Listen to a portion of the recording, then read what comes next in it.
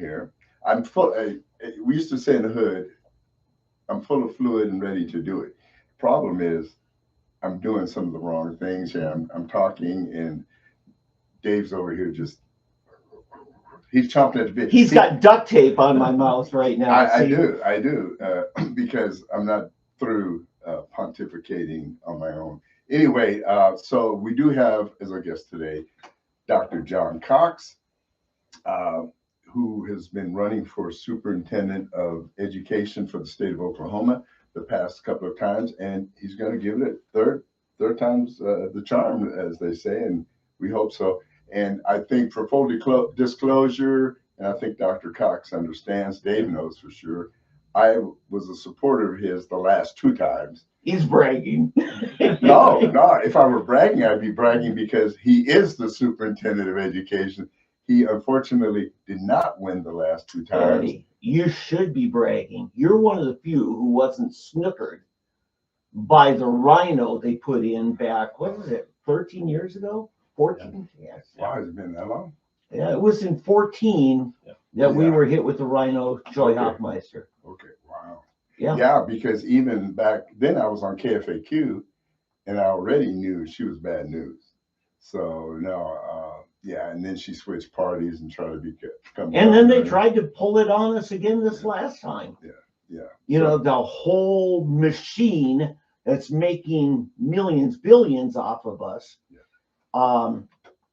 tried to present this next candidate as some pastor's wife. And I'm sorry, we've been down that road. And but I was talking before the show to John, people are going to say, oh, you used to be a Democrat, so you're not a real Republican. And I'm like, you know what? I will put up the conservative values of Little Dixie, Indian Territory, as they would call it, and the conservatives there, that for a long time, you wanted to vote in county elections and leadership. Your real choice was in that primary. Now, it's changed. But I would assert that a lot of people like John were Democrat in name only for all those years. Because you grew up in a Republican family. I did. And your family's values haven't changed. No, they haven't. Yeah. Yeah, it's funny because my parents lived in El Paso, Texas. It's around the border of Mexico. And it's Democrat to the gills, all the way, boom.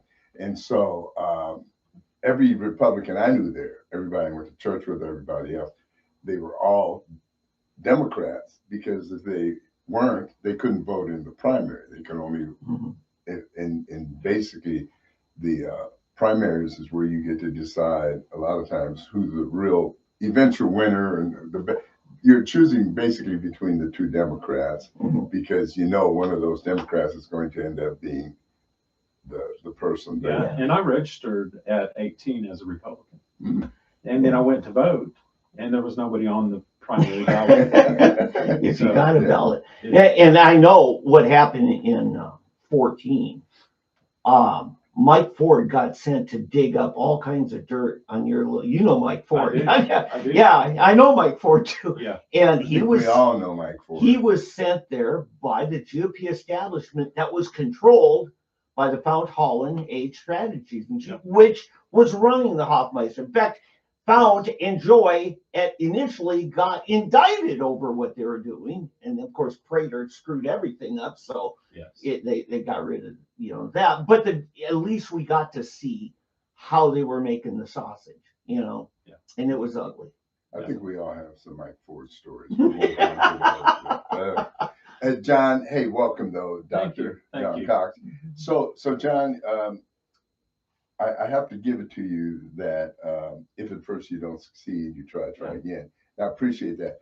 And I think it's because you really have it at heart to affect the education in Oklahoma. And could you put your mic a little closer? There you go. Okay. Yes. But now let me ask you this. People keep saying we're 50, we've dropped all the way to 50th in the country. Do you know the actual statistics? Are we truly number 50, or are we still around 48, between 48 and 50? I think we're between 45 and 50. Oh. And if you look at the variables that they use, a lot of them are out of our control. And so to place us at 50, it's really almost subjective. But we're still not doing what we should be doing. Right, right. And so I'm excited about the chance to get in there and make some improvements automatically with our education system. So tell us, what do you feel the major areas of improvement that the state board can make that will affect the Sure. system? Well, there are three things I've really been campaigning on, and there's thousands of little things that we can do. But Wow. the main thing is pre-K through fifth grade infusing reading. Phonics back in, we kind of went to whole language for a while, and it just really messed everything up. But phonics is the key, strong science of reading. At my school, all pre-K through fifth grade teachers are trained in the science of reading. And if you go watch them teach it, it's extremely specific. Our non-readers learn why a letter goes next to another letter and why they make a sound. And so they're actually learning how to read. I never got that. I wanted to ask. I could sit down on that Oh, class. it's fascinating. Yeah. John, you and I both know there are some that phonics just isn't the right way, but most do better with phonics. Do you know what Well- that breakdown is? Well, okay, so when you do phonics, the science of reading also breaks it down actually to, it has all the different kinesthetic and, use your hands, you use your voice. Mhm. And so you're learning with all different learning styles. That's a good point. So it does. So there are need- several ways to teach phonics. Yeah, and it's embedded in the science of reading, so it reaches every child. And that's why I was talking about non-readers Mhm. who essentially kind of grow up to be non-readers. It can catch them Mhm. because they're actually learning the rules of the letters Mhm. and how it comes across. So when they're reading a book, it's not, they don't use sight words anymore. It's just they learn how to break that word down and say it. And that is so important what we do. So it eliminates what you're talking about on those kids that can't learn that way, because it teaches all different senses that you use. That's great Yeah, to so know. visual or auditory and even hands-on and kinesthetic, Mhm. all the different ways. So it reaches every child. Yeah. The reason I say that, I'm homeschool dad. Yeah. I used to teach at a Christian school, and one of my kids, it was years and years and years, and we went to TU to find his speech therapist, everything, Yeah. private Yes. speech therapist for years and that.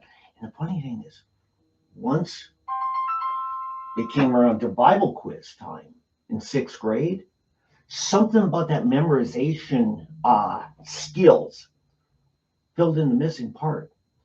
And now, fantastic reader, fantastic orator.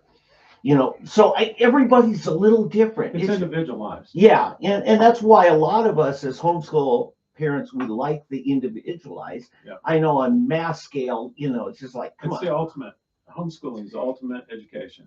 If the state could afford it, Yeah. it would be great, but we can't. Well, you have one person in front that wants you to succeed. Yeah. And they focus on you. Mhm. And so that's why homeschooling is the best that you can have. And a teacher with 20 kids is difficult, even without an aide, but a teacher with 35 and no aide. Yeah, Eddie and I, it was Yeah. 30s in our class, Oh, wasn't my. it? Yeah. Yeah. I don't remember. Yeah. But that's an area that we will focus on, and that's really the Mississippi Miracle.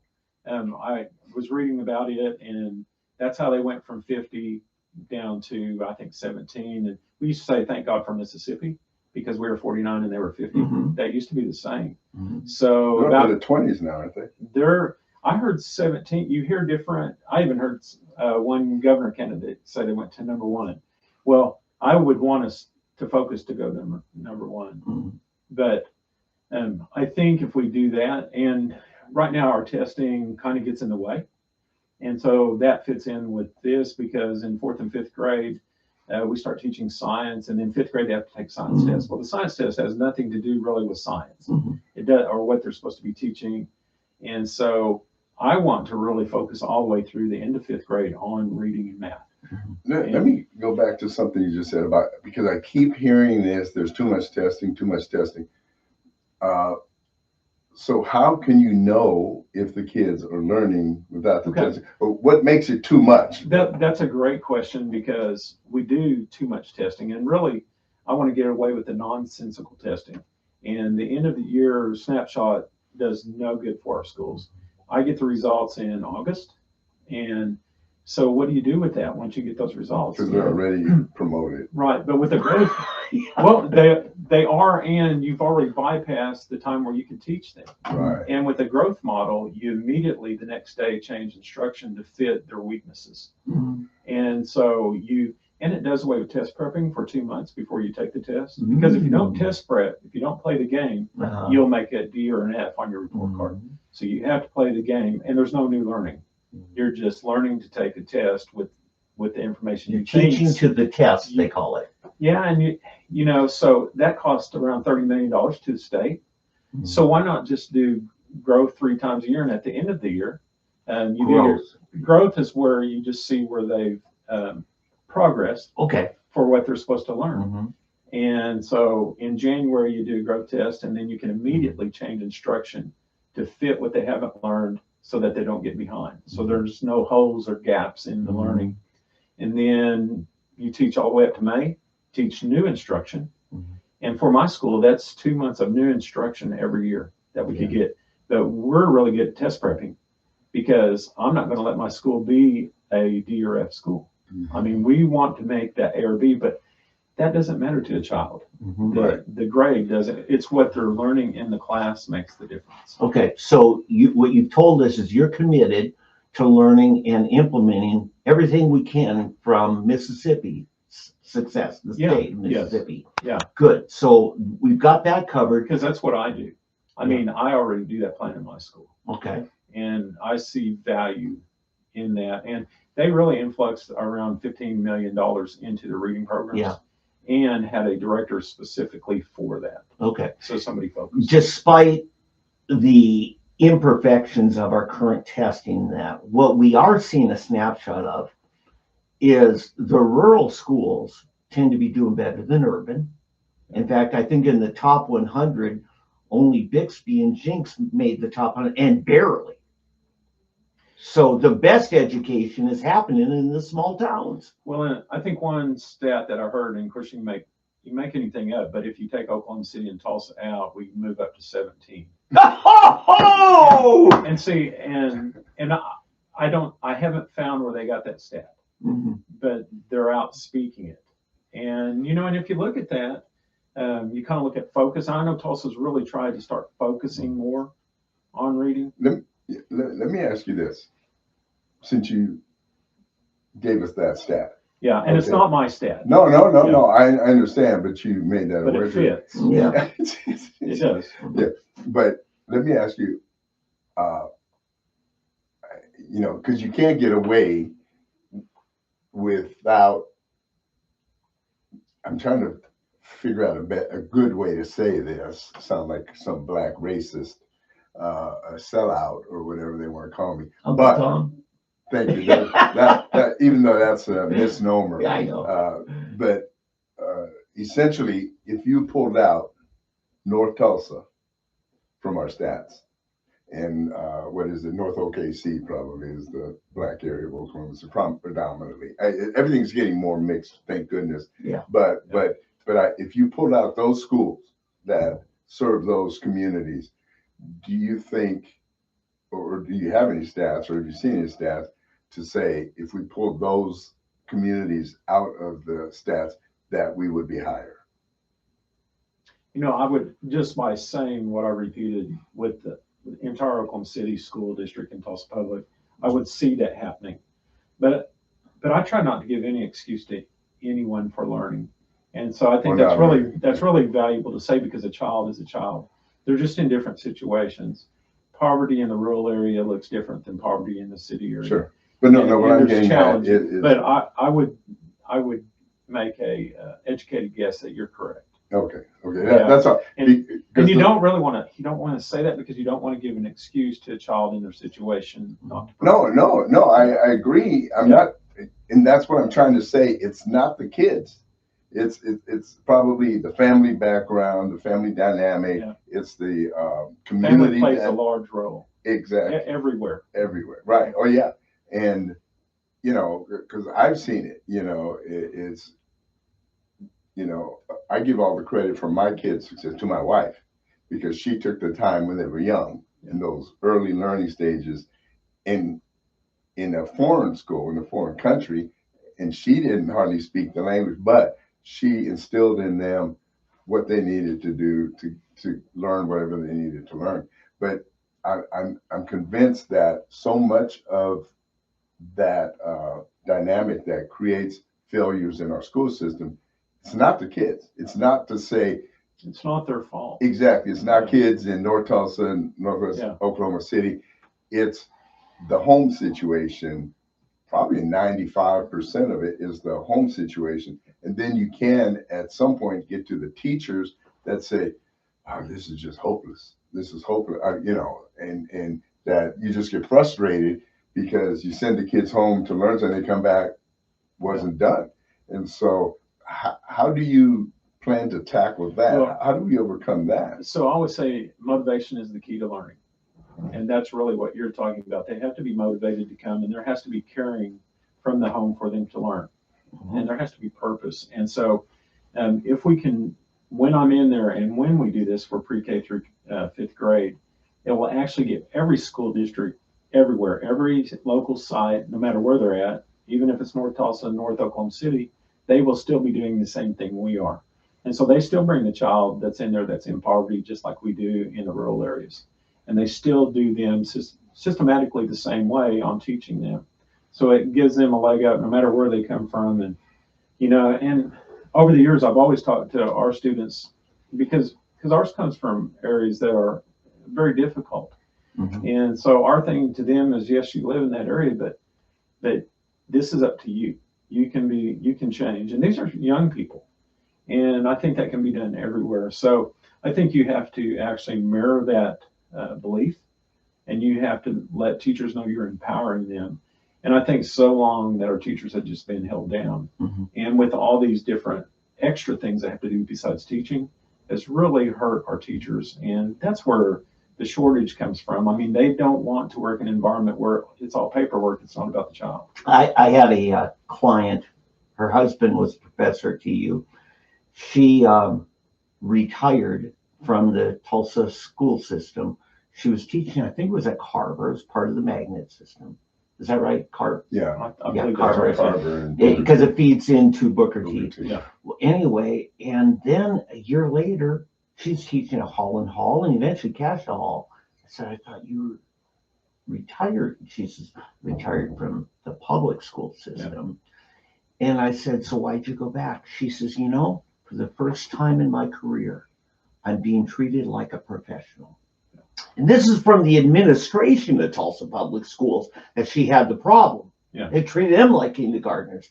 And I agree.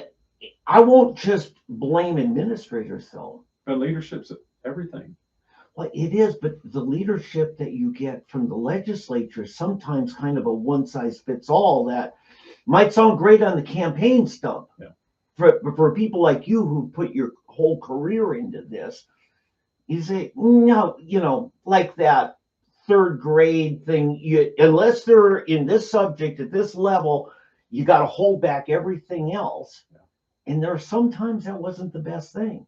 No. Because you would have, you know, an 11-year-old in third grade beating up everybody in the playground. Well, and that's one thing. And then you have second graders not wanting to go to third grade, knowing they're going to have to pass a test to go on. I mean, when you think about an 8 or 9-year-old having to worry about going to another grade, takes all the love of learning away. Yeah. And so that's why I'm glad we have flexibility with that. Yeah, I want to say something about that love of learning. You know, as a homeschool dad, one of the things I want to do is make sure my kids always loved learning. So I never used education as a punishment. Yeah. And I remember, you know, throwing a snowball and hit a girl back in 4th grade. And I had to, here's my punishment, write an 800-word essay. Yeah. Now, what did that teach me about writing? Yeah. It's a punishment. Or write sentences. Yeah. You know, there has to be another way to handle that Yeah. where it's not punishment. Yes. So that kids all of a sudden realize how much they love learning. Yeah. They really do. It should be a lifetime lesson. We should, like right now, I should be inspired to learn other things, which I am. Yeah, but I think that should be a lifetime thing to never teach them. One of the things Gary Stanislawski, the former education committee chair, was my senator. I worked with him on it until COVID killed it. That session, he was going to try to break up some of our big school districts into smaller, like take every high school or two and their feeders and make a district of that. Yeah. In all of your years, occasionally you get together with other superintendents like yourself and school district superintendents. And I read a study about idea of what is the most optimal efficient size of a district, not a school, a district, so that you've got enough in that you can create some of the specialty programs because you have enough kids to spread the cost over. But you aren't eaten up by administrative costs like TPS is. Yeah. There in 1889 Institute said in Oklahoma, every district over 10,000 students, you're paying an average extra $1,000 per kid on administrative. So bigger is not more efficient. Right, right. And what I read said about 5,000, roughly 4,000 or 5,000 is the optimal, according to these superintendents.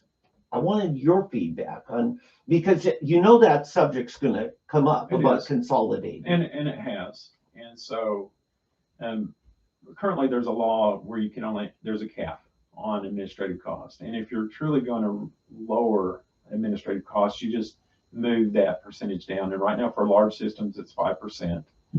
And for real small systems, I believe 7%. So like if a school district has $1 million in revenue, they can only pay $70,000 for a superintendent. Okay. And so that helps control what you're talking about. When the discussion comes about optimal size of school, it should really be about efficiency and what that school can do for academic progress. And so like I see a lot of small schools, and that's who I'm president over 91 K-8 school districts across the state. We do a phenomenal job on laying a foundation for our children to go into high school and do anything they want to. We're from statehood. And so we have all different sizes from 100 all the way up to 1,000 kids. Yeah. And we're out there, like my district's 85 square miles of hills, dirt roads, creeks. So we're isolated.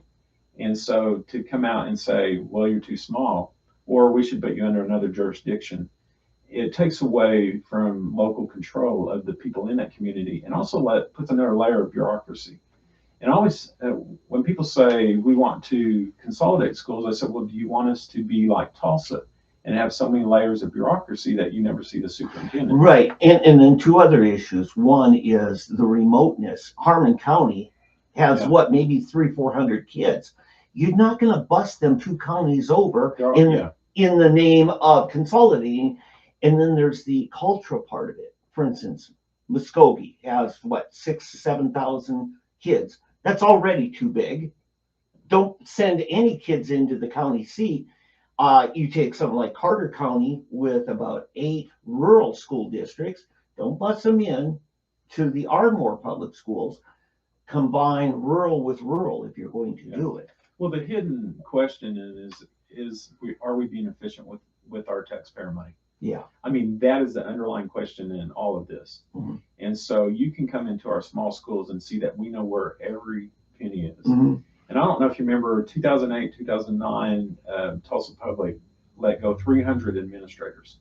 I don't know if you remember that. And I'm sitting out there in rural Oklahoma going, where did you have 300 administrators and why didn't you need them? And so that kind of told me where there's excess. And I know a lot of the excess in large systems is where there's more principals and assistant principals, but I do understand that because of types of behaviors now that are becoming more prevalent out there. So let me ask you this. So that's been an issue from way back when I was on KFAQ, the number of superintendents we have. Yeah. And everyone's always afraid of consolidating these school districts because rural, you have a lot of them. Right. And right. is it possible to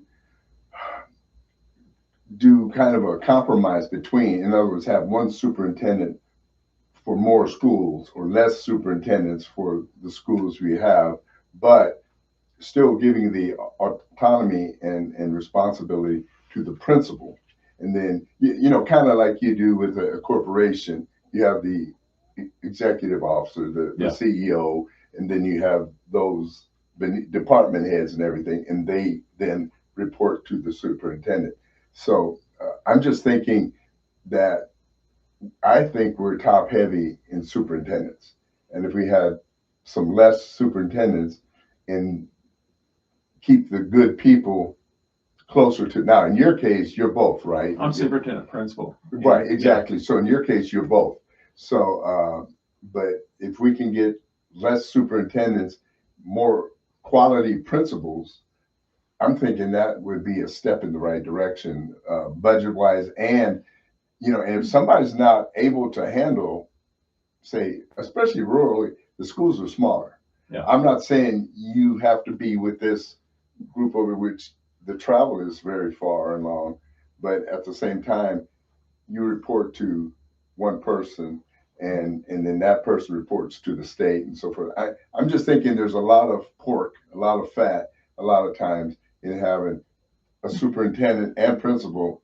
For example, are you over just one school? Yes, I'm over one single site. One single site. Yeah. Okay. And would it be possible or feasible for you to oversee several rural communities in your area within, say, 20 miles, 30 miles, whatever, and be able to consolidate, and then you take the responsibility to see each of those principals, and they report to you, and you guys collectively determine the future of your school and so forth? See, we actually had that back in the 80s, 70s and 80s, where we had a county superintendent. Remember and that? they just had principals at the districts. Right.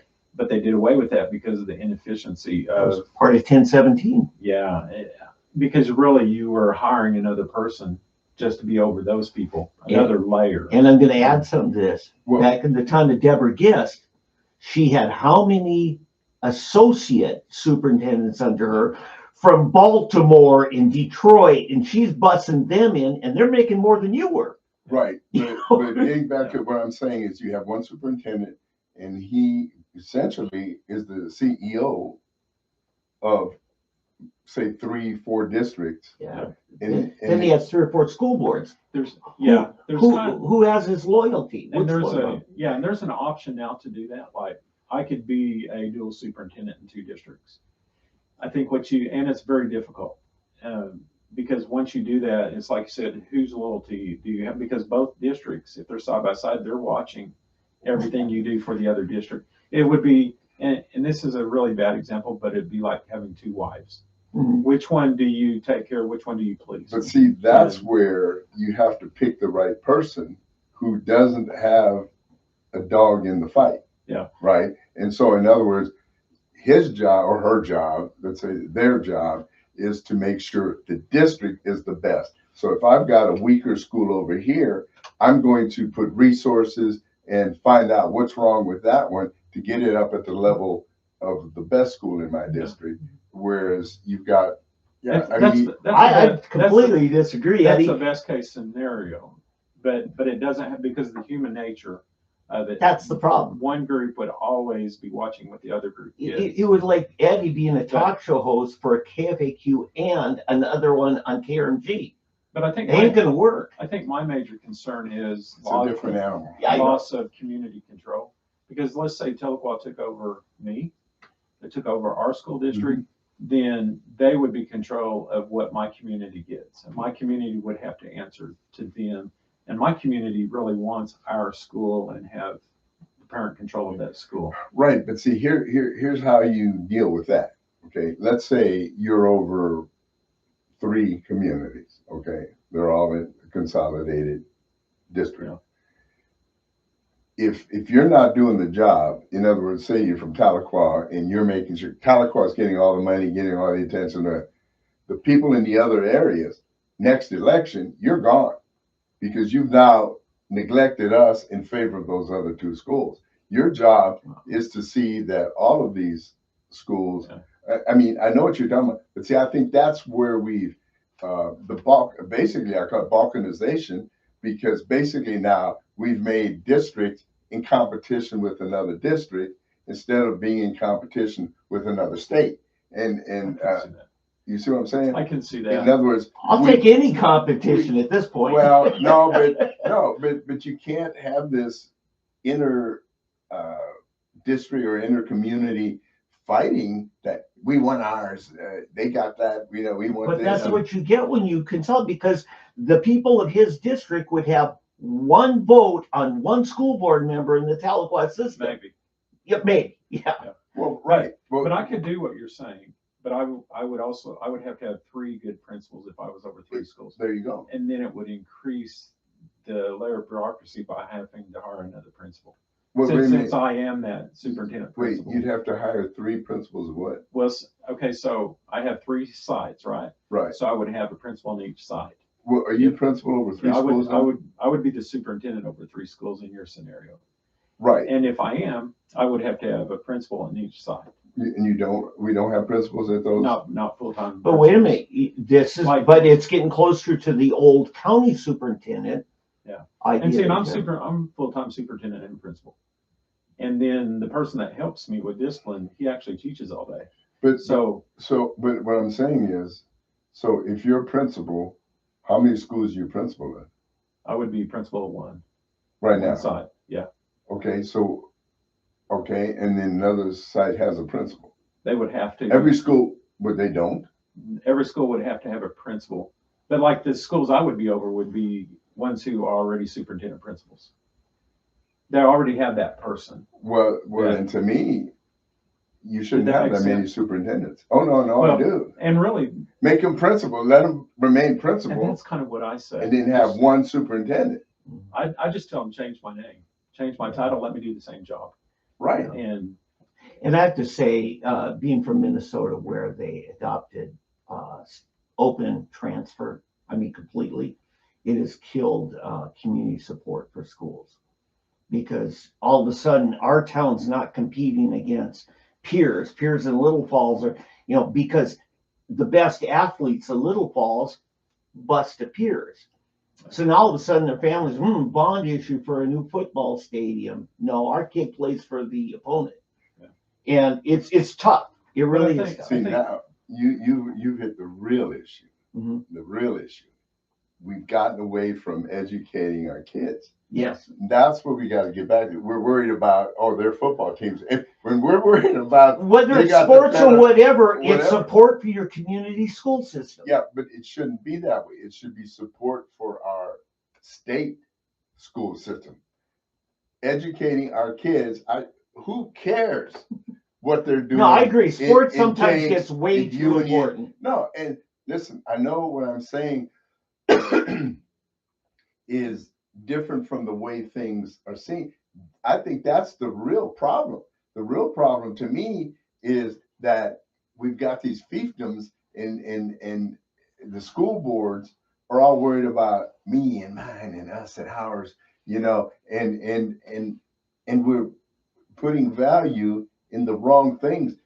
Education across the board has one function: to educate those kids in front of you. Yeah. And once if you're doing the best job with those kids in front of you, then everybody. So that's all I'm saying. It's not. Yeah. It should not be this John, competition. we're in the debate I here. know. You're the referee and moderator. I know. So really, and the underlying question is, are you efficient? Yeah. And so in our schools, we have to watch every penny, because if we don't, we'll be gone. Yeah. And so you can be rest assured that we're watching those. And the bigger you get, the more money you have come in. So there's a little, and you saw it in Tulsa Public in the audit that came out. Yeah. There's a lot of room, a lot of money for fraud and deception. Yes. And so but ours, And there's prison sentences know, for some of them. oh, Yeah. and when we have to make a decision on do we fix a bus or do we get an air conditioner or do we buy an ice machine because that's the money we have, Yeah. that's when you know that we're doing a good job watching every penny. Right. And I want to ask you this. You're not that far away from Pocola Public Schools. down by They- photo, Yeah, Yeah. they basically got the axe, right? They were doing so bad. What do you know about what led to the state saying we're shutting down the school district, all assets are moving over to another school district? well, I've seen that in the past, and I'm okay with that if the local district says that we need to do it because it's not forced consolidation, and then that makes the process go even better. I've been involved in 2 of those in helping the state on dividing up territory and assets, and Okay. so I've been involved in that. What were the pressures that led to that need? Because I thought it was somewhat ineptness or maybe corruption in Pocola. I think probably more than anything, it's probably lack of students. Oh, Because your income is derived by the students that you have and the types of students that Yeah. you have. And there's a certain point where you can't run an effective school. And when you have to start doubling and tripling up classes like first, second, third grade together, okay. it makes it extremely difficult to be effective. Okay, because the state's funding is on average daily attendance. It's based upon the type of the student you have and the type of student. And they can be gone. They can be absent. So a Yeah. white kid doesn't get as much funding as a black kid, as a tribal. Not in those categories. Oh. All kids are looked at as the same for a grade weight. You're talking about Oh. special needs. But special needs children, like autism, there's a certain grade Yeah. weight. It's like 2.4. Yeah, I got That's that. almost 2.5 But times. it's on attendance, average daily It's attendance. on membership. Yeah. Because and I make that distinction because you can be absent and you don't get docked the money when they're gone for sickness or anything like that. So it's who you have on membership. Oh. And you get so much per child. And if you don't have enough children and you can't provide a service, then you really have to look at, am I doing the children Gotcha. right? Don't we also, because I know this happened years ago to us, our son came home one day and my boy, it was in the morning, so my wife was fixing him lunch, and she says, "Oh no, you don't have to do that. They give me lunch for free."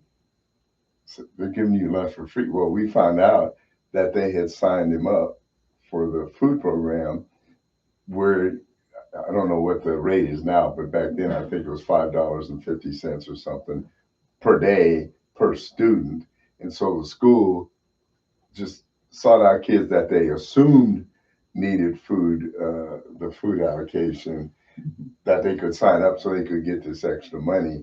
And so you have all these schools, and this was not a North Tulsa or a poor district. It's one of our better districts that was bringing this money because they're signing all these kids up automatically for the school lunch program. Yeah. And so, But it's part of federal formulas that's looked at, right? right. So that's another area that really needs to be reformed. Well, and see, like at our school, every child eats free breakfast, free lunch. We're 77% free and reduced. Mhm. And we're what you call provisional too, which is kind of in the weeds, but we provide that, and we just started a third meal so that our kids will be able to eat before they go home.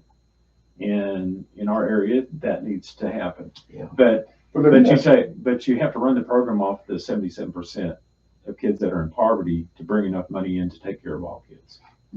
okay, so That's Ryan Walters' initiative. And when they approached me on that, they said, "Do you think that's a good idea?" And I said, "It's a great idea. I've been doing it 30 years." Yeah. And so, But see, I kind of have an issue with that because if you start doing that, it doesn't give the motivation to the parents to take care of their kids' nutritional needs, and I think that's the reason we have I can see that. your poverty and Whatever you feed, you get more of, you know. right. Yeah. So yeah, and you have that particularly in your Black communities where people just got, the welfare mentality. Oh, they're supposed to do this for us. They're supposed to do that. I don't need to do that. They're gonna, you know, and I'm afraid it's bled over into the population at large. It's not racially centered anymore. It's anybody that feels, oh, I can get free food. I'll just, or like some of my clients, people that I know that, you know, 28 years old, 30 years old, and they're on disability just because they qualify for Because it. they can. They don't need it. They could be working, but you know, I call it the white man's welfare disability, because you know a lot of white people would never dare take welfare checks, you know, Section 8 or whatever. And but disability is another thing, because I've got excused Because I can't help it, I'm disabled. exactly. Yeah. So I'm Okay. just, a lot of these things I really have an issue with, and I think if we restricted the free food, free lunch program, which you've got 3 squares a day program. Yes. I think if we restricted some of that and got it to where people really need it or something, you know. Well, it's mission creep too. That's Well, an and issue, I think one of the issues we saw early on, because of course we love everybody eating breakfast, because that just means that they're going to be able to focus. Right. Oh, and they get to school on time then. They get, absolutely. Yeah. So what we noticed, where the income guidelines are, they're right at the level where parents, two working parents could afford it, but they can't afford it. And so the level of income was right there. And so you don't really have the extreme wealthy parents. You might have a small percentage of them, but it was the working parents that it really put a hardship on, who could pay it, but it would actually take away from other things they could do for their kids. And Yeah, and like going to the Yeah. casino. yeah, but I do understand what you're saying, though. Yeah, I do. to me, it's just part of that whole thing. You know, I grew up. My parents hardly had anything, but my mother had enough to slap bologna on it and mustard on a slice of bread or a PBJ. You know, and then you know the little half pints of milk we used to Yeah, I do. get when we That's were what we have. Yeah. you get one of those in your lunch It's still box, a a thing. sandwich, and Yeah, maybe an it is. apple, and that's it. You know, you weren't eating largely. You know, and yeah, So, I want to say I that just I you're loved it. you're speaking specifically to the part of Oklahoma that you've dedicated your career to. Yes. Wes Watkins, beloved former congressman, both Democrat and Republican, right? I ran into him one day. I was at Oklahoma State University, and I said, you know, I was just down there south of the Winding Staircase Mountains, down in Beaver's Bend, and so I said, my God, Wes, that's the most beautiful part of America. He says, oh yeah, he says, but it's poor as can be. And that's the sad thing about Indian country. It is the most gorgeous part of Oklahoma. Absolutely beautiful. You know, whether you're along the Arkansas border like you or down there by Atoka, it is. And I'm like, businessmen, you want to move your business out of a big city? Talk to this guy. He knows where some good land and good workers are. Because that's what Wes has been saying the whole time he was in Washington, was trying to bring jobs and funding and economic development. Yeah, and they figured that out down in Broken Bow. Yeah. Down in that area. But I don't view it as a free lunch. I view it as something that we're just taking care of our little ones. And that's part of what we do to get them to learn. But it is mission creep. I understand it helps your education function. Yeah. So that's a good thing. but lunch and dinner. Yeah, we just started the third meal Yeah. before they end. And we do have kids that go home that don't have anything in their cupboards. Now that's coming out of a federal funding source. That's coming out of, and it comes, yes, it's reimbursable, federal and state. Okay. And it's reimbursable, and we are able to take the ones that get it free, the money that we get back for them, to be able to pay the ones that. And this was something Governor Stitt approved, Well, right? let me get Yeah. Yeah. So back to this. That okay. So of all of those kids, their parents don't work. Oh, yes, a lot of them do work. Okay, and so And then some are with grandparents. We have a lot of kids throughout the state that are with their grandparents, who they're trying to take care of, and they're on fixed incomes. right. See, but a lot of it's just me. I just have a problem with the amount of welfare, which has become basically free fare to so much of our population. You know, these same people are getting welfare, free medical care. Now they feed the kids. Oh, I don't have to feed the kids anymore. And I guarantee you, if you find out where the money's going every month, it's going somewhere that has nothing to do with the family. They're basically out spending it in I come from real poor background myself, and I know all of the kids you probably Eddie, what you had in Germany was much worse than most America sees as poverty today. Right, and even coming to America, I lived in projects in Philadelphia, but they always had enough to feed me, breakfast and go to, and then I got a nickel where you could get a pretzel and orange juice at break time, and I mean we're talking way back. I remember. Yeah, but how German pretzels. Yeah, but well, Philadelphia had the best pretzels. Oh yeah. But a nickel and you could get that, and then I had my little bag lunch for lunch. So it was Catholic school, of course, but but it was still, it wasn't free. Yeah. There was always, in other words, it cost you something to learn. Yeah. It can, when it's free, we all know anything that's free, for some reason in our mind, doesn't have as much value as something that you actually, so if I'm paying to go to school, even though it's a nickel or something, and your parents are telling you, I'm not sending you to school to just eat this. Yeah, I'm sure John and every other professional educator wishes some of the families would value what they're being offered. Exactly. Oh no, I'm not throwing stones at you or those in your profession. I'm just saying this is where the government has gone, and there's so much, to me, superfluous money out there. And it takes more and more of the personal responsibility for education from the individual. And if we went the other way, if all of a sudden we said, no more free lunch, and we will come into your house. I mean, I'm going real Nazi now. We're going to open your cupboard. Welcome to Eddie's America. We're going to open your cupboard and see if you have steak and chicken in your fridge, or booze in your house or whatever. Yeah, I know we can't do that. But I'm just saying, but I would bet you if you did go into a lot of these houses, and you would find that the parents are at one of the casinos, probably at least once a week, if not more. In other words, there's always money there. America is if you're on welfare, they give you welfare enough to take care of your family. Yeah, I agree. I agree with you, Eddie, on all this. I'm done. I agree with you. John, I'm sorry to put you in that position. What I want to say is, Eddie, the real concerns that you're voicing, and I feel those too, those are decisions that aren't made at John's level. Oh, no, I know. They're made by the governor and the legislature. What's important for a guy like John is to make sure it's implemented and not implemented properly. Yes, and not put in somebody's pocket. Make sure that was intended for hungry kids. I'm going to make sure it goes to them. Yeah, and it's also a diverse funding stream. Sometimes, the hard job of having to make a layoff and lose a good employee. Oh yeah, because the funding's not there. So I understand in your situation. Yeah, thanks for getting me out of that, Dave. I know I did. Let me do that. Let's step totally out of that, honestly, because what we really had to. But I do have an understanding. No, I believe.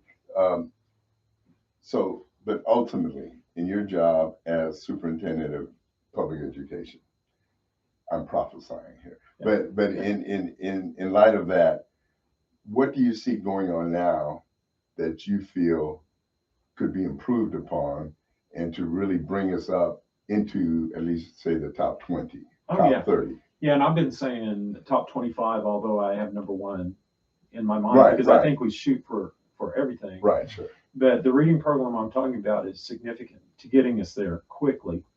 They base our ranking off of NAEP, National Assessments, Educational Progress. Only about 2 to 3% of our students in the entire state in 4th and 8th grade take that. And so they're basing our 50th ranking off of the scores off of that. So there's no motivation in our schools who actually do the testing. My school has never done NAEP testing. So, we perform pretty well on tests. And like I said a while ago, motivation is the key. Well, a lot of schools, when they do NAEP testing, they just put the test in front of the kid and have the student take it. and then that's it. There's no motivation to do well on the NAEP test. That has to change if we're going to be part of that process. And that automatically in itself will help increase test scores. If a student believes that this is important, they're going to work as hard as they can on that test. Because every testing period, I go around to every room and go, who is this important to? And eventually they get to themselves, but they have to say me, they have to point at me, and they point at the teacher, and they have to look at themselves. And so motivation is a key to increasing that. Automatically it does that. And we can improve academic progress by the growth model that I've discussed. And that was something that Ryan threw out there about 3 weeks ago and just got hammered for it. But I texted him and I said, I love that, because that's what I was trying to convince him to do 3 to 4 years ago. And he apologized for it and said it's just he's been working with the feds to get that done. And that's a long process. So immediately that gets us moving upwards to 25. Really? Yeah. And then if you focus all the way through 5th grade and make sure they're readers when they leave 5th grade, then you can go into science and history and all the other curriculums. But you have to provide that foundation. We have high school kids leaving high school that can't read, and that's proven. We have to beat that, because that's what we're here for. The rankings, I don't care so much about, the perceptions, everything, and that provides motivation to teachers and going, hey, we've moved up, we can move up farther. And so that leadership will help improve. And then you work with special needs kids who have an IEP, and on their specific goals and objectives, when we test, we don't go by those. We expect a kid to perform 4 or 5 grades above what they're able to do, and they fail the test. I want those children to have motivation and success and reward for achieving. Oh, instead of going and a child with intellectual difficulties, you'd be lucky sometimes if you can get them to hit the enter button and then shut the deal, and you get rewarded from the state for having a kid take a test. If you don't have them take it, they penalize you, because you have to have 95% of your kids take the test. It is sad. So that helps. Who is responsible for setting these guidelines of having 95% of kids take this test? Okay, so back when Joy was the state superintendent, we contracted with an out-of-state company to write our ESSA plan. The state did, right? Yeah. You said we, the state. The state contracted to make our ESSA plan to turn into the feds. And so basically everything on that plan was just a kitchen sink thrown at them, and then that's what we do. We have to change that ESSA plan. So it's still there. The ESSA plan is still there, but if they're dismantling the Department of Ed, who do you send the ESSA plan to? And it's a big unknown, isn't it? I'm excited. That's kind of why I was wanted to be appointed already, so I could be there when that $1.3 billion comes through. I think 1.2 billion, because we're looking at 800 million that is federal money, and then because you knock the middleman out, you're going to get another 300 million projected. Well, let's talk about Governor Stitt this week did appoint somebody. This person said not interested in running. So Absolutely. He's going to be a placeholder. Yes. Do you know him? Can you tell us anything? He's from Tulsa Tech, right? He's from Technology Center in Bartlesville. Oh, Bartlesville. Okay. Yeah, and I think he retired 4 years ago. I just know what everybody else has read.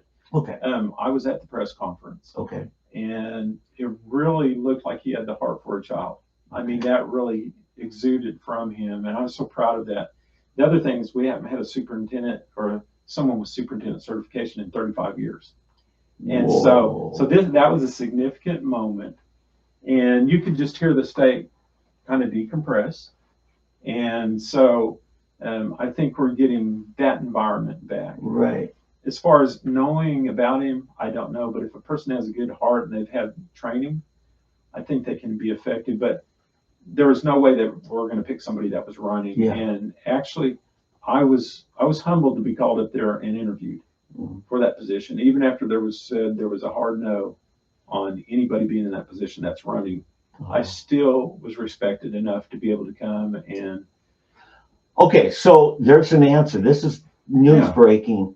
Governor Stitt, he set a policy for this appointment. He doesn't want somebody who's running. Yeah, I don't know if it's set a policy or just said that is the major question. And he said that, alluded to that in the press conference. Okay. That he was glad that Mr. Fields answered the question correctly, that he wasn't running. Okay. Or Yeah, at least that's the impression that you have. Well, that's a major question. Right. Yeah. And so it wasn't that, no, I'm unendorsing John or anything like that. No, and Nothing it was really to take the politics out of the position for a Exactly. while and let us breathe. Yeah. And I appreciated that. Yeah. And I think I'm in a better place. I think it increased my credibility Yeah. on what my skills are and let more people see that I'm capable. Well, yeah, in our short conversation last Saturday morning, I was standing in this room and we're getting ready and booking you for today. Unity was something I could hear coming from your heart, not just your mouth. Absolutely. And I think it unified the entire state that day. This is Governor Stitt's education department now. Mm-hmm. I mean, he put the team around this person, Mm-hmm. and I think they can get some things built back up and changed, and they already put the Hall of Fame back up in the hallways. I was excited about that, but they did that the first thing Wednesday morning. I mean, I think an employee put them up. Yeah, and little things like that create motivation and pride. Yeah, in what we're doing. Let me ask this one question. It deals with property taxes and millage and so forth. Yeah. And in Tulsa, we have all this money going, and it's not actually going to public. It's going to TCC and Tulsa Tech and things like that. Would that help you if more money could go toward? Because, for example, in a rural community, you guys don't have that, right? Yeah, it's set up differently. That's probably the biggest difference in school districts. Yeah. Because my school district is $6 million valuation, the entire district, 80-something square miles. But I can go. 80 square miles. Okay. But I can go up here to Oklahoma City, and there's Oakville School District that has 9 square miles, 95 million. It's staggering. Look at Bartlesville. There you go. I mean, not Bartlesville, Pryor. If they had Pryor. Well, Pryor has Google. That's why. See, that's the dynamic. They're probably over 800 million the last I heard valuation. They get no state funding. Well, because they're that wealthy. True. Yeah. And then their building fund, which is a separate fund, is larger than my operating fund for the entire year. And so they have done really good with their money, though. I mean, they have built brand new elementaries, pristine elementaries, and I look at those things and I go, wow, I would like to have one of those elementaries. Yeah. You know, but that is the disparity among school districts. If you look at how much like Jenks and Wasso, yeah, some of those. Because as more local money comes in, state aid drops, and so that's why you said. They're off the charts. The formula, too rich. Because and it's even above that, even above the point where it evens out. In fact, I found out about 8 years ago there was like 30 some school districts. Pryor. 33. Yeah, and then a bunch of wind farm rural areas. Yeah. With all those big wind farms, see, they pay property tax. Yeah, and that's a little known secret. It's a little known, yeah. I mean, I know that because I'm involved. Yeah, exactly. In that, and I see the differences in schools. So, and the state aid formula equalizes things, but if you get excess of money, then you get even more than you would have got in state aid. So that's an interesting area on what we have. So. Yeah. Wow. It's a disincentive to vote for a school bond issue, because the more we put in, the less we get from the state. Okay, all right. That's a separate issue. Okay. So when you vote for a school bond issue, that's above and beyond any. Yeah, that's capital improvement. You're right. Yeah, this is a separate. Ad valorem is a separate issue. You're right. And then if you pass a bond, you get more ad valorem, but it doesn't go in that pot. You're right. To take away from state aid. So, but I'd like to say one more thing about the appointment. I really see the process. I'm not in this for John Cox. I'm trying to follow God's plan in this. And so sometimes I try to be in too much control. So this past week, I really had to take a step back and go, this isn't about me. You know, this is about how you want, and how it's played out is beautiful, because this person will go in and start rebuilding and they'll be able to get some things right. And it'll be perfect for me when I step into that office. And so it's a great plan. Mhm. And it allows me to really do some good things in my district before I leave and take care of them. And, and it just proves to me that I'm being watched over, Yeah. and so I have the Almighty watching over me, and it's powerful, but it's very difficult to live that life because I like to be in control. Well, yeah, I like to sure. say, and I really wanted that position Mhm. because I thought this would be perfect. I could get going. I got 14 months to get it before I would actually be in the position. Right. But I think we have a good person in there that can Okay. really. No, I'm And I sure don't know it, you yeah. were a serious consideration, Oh yeah. but one of his objectives is he didn't want somebody running for office while Yeah. doing the job in this Yeah, situation. and I understand that. And now during the campaign, so what, 3-4 years ago, you and Ryan had good rapport. Oh, we Ryan did. Walters. Yeah. And then Yeah. since then, now I was hoping he would put you to work in his administration, but those are other things for Yeah. another time. But you just talked to him the other day, commended him on one of the things he did that the media was beating him up for. Yeah, and it was specific to what my plan was, and I was excited about that. And then right before he left on Monday, he put out the reading plan Mhm. that kind of fits what I would do, and was able to give rural schools a certain amount for training. Mhm. And then Oklahoma City and Tulsa, he put $1 million into their Wow. reading programs. I don't Good, think you're really. going to get, you're hurting yourself with the media because you're talking nice about Ryan. Well, it's not. I mean, I don't disparage.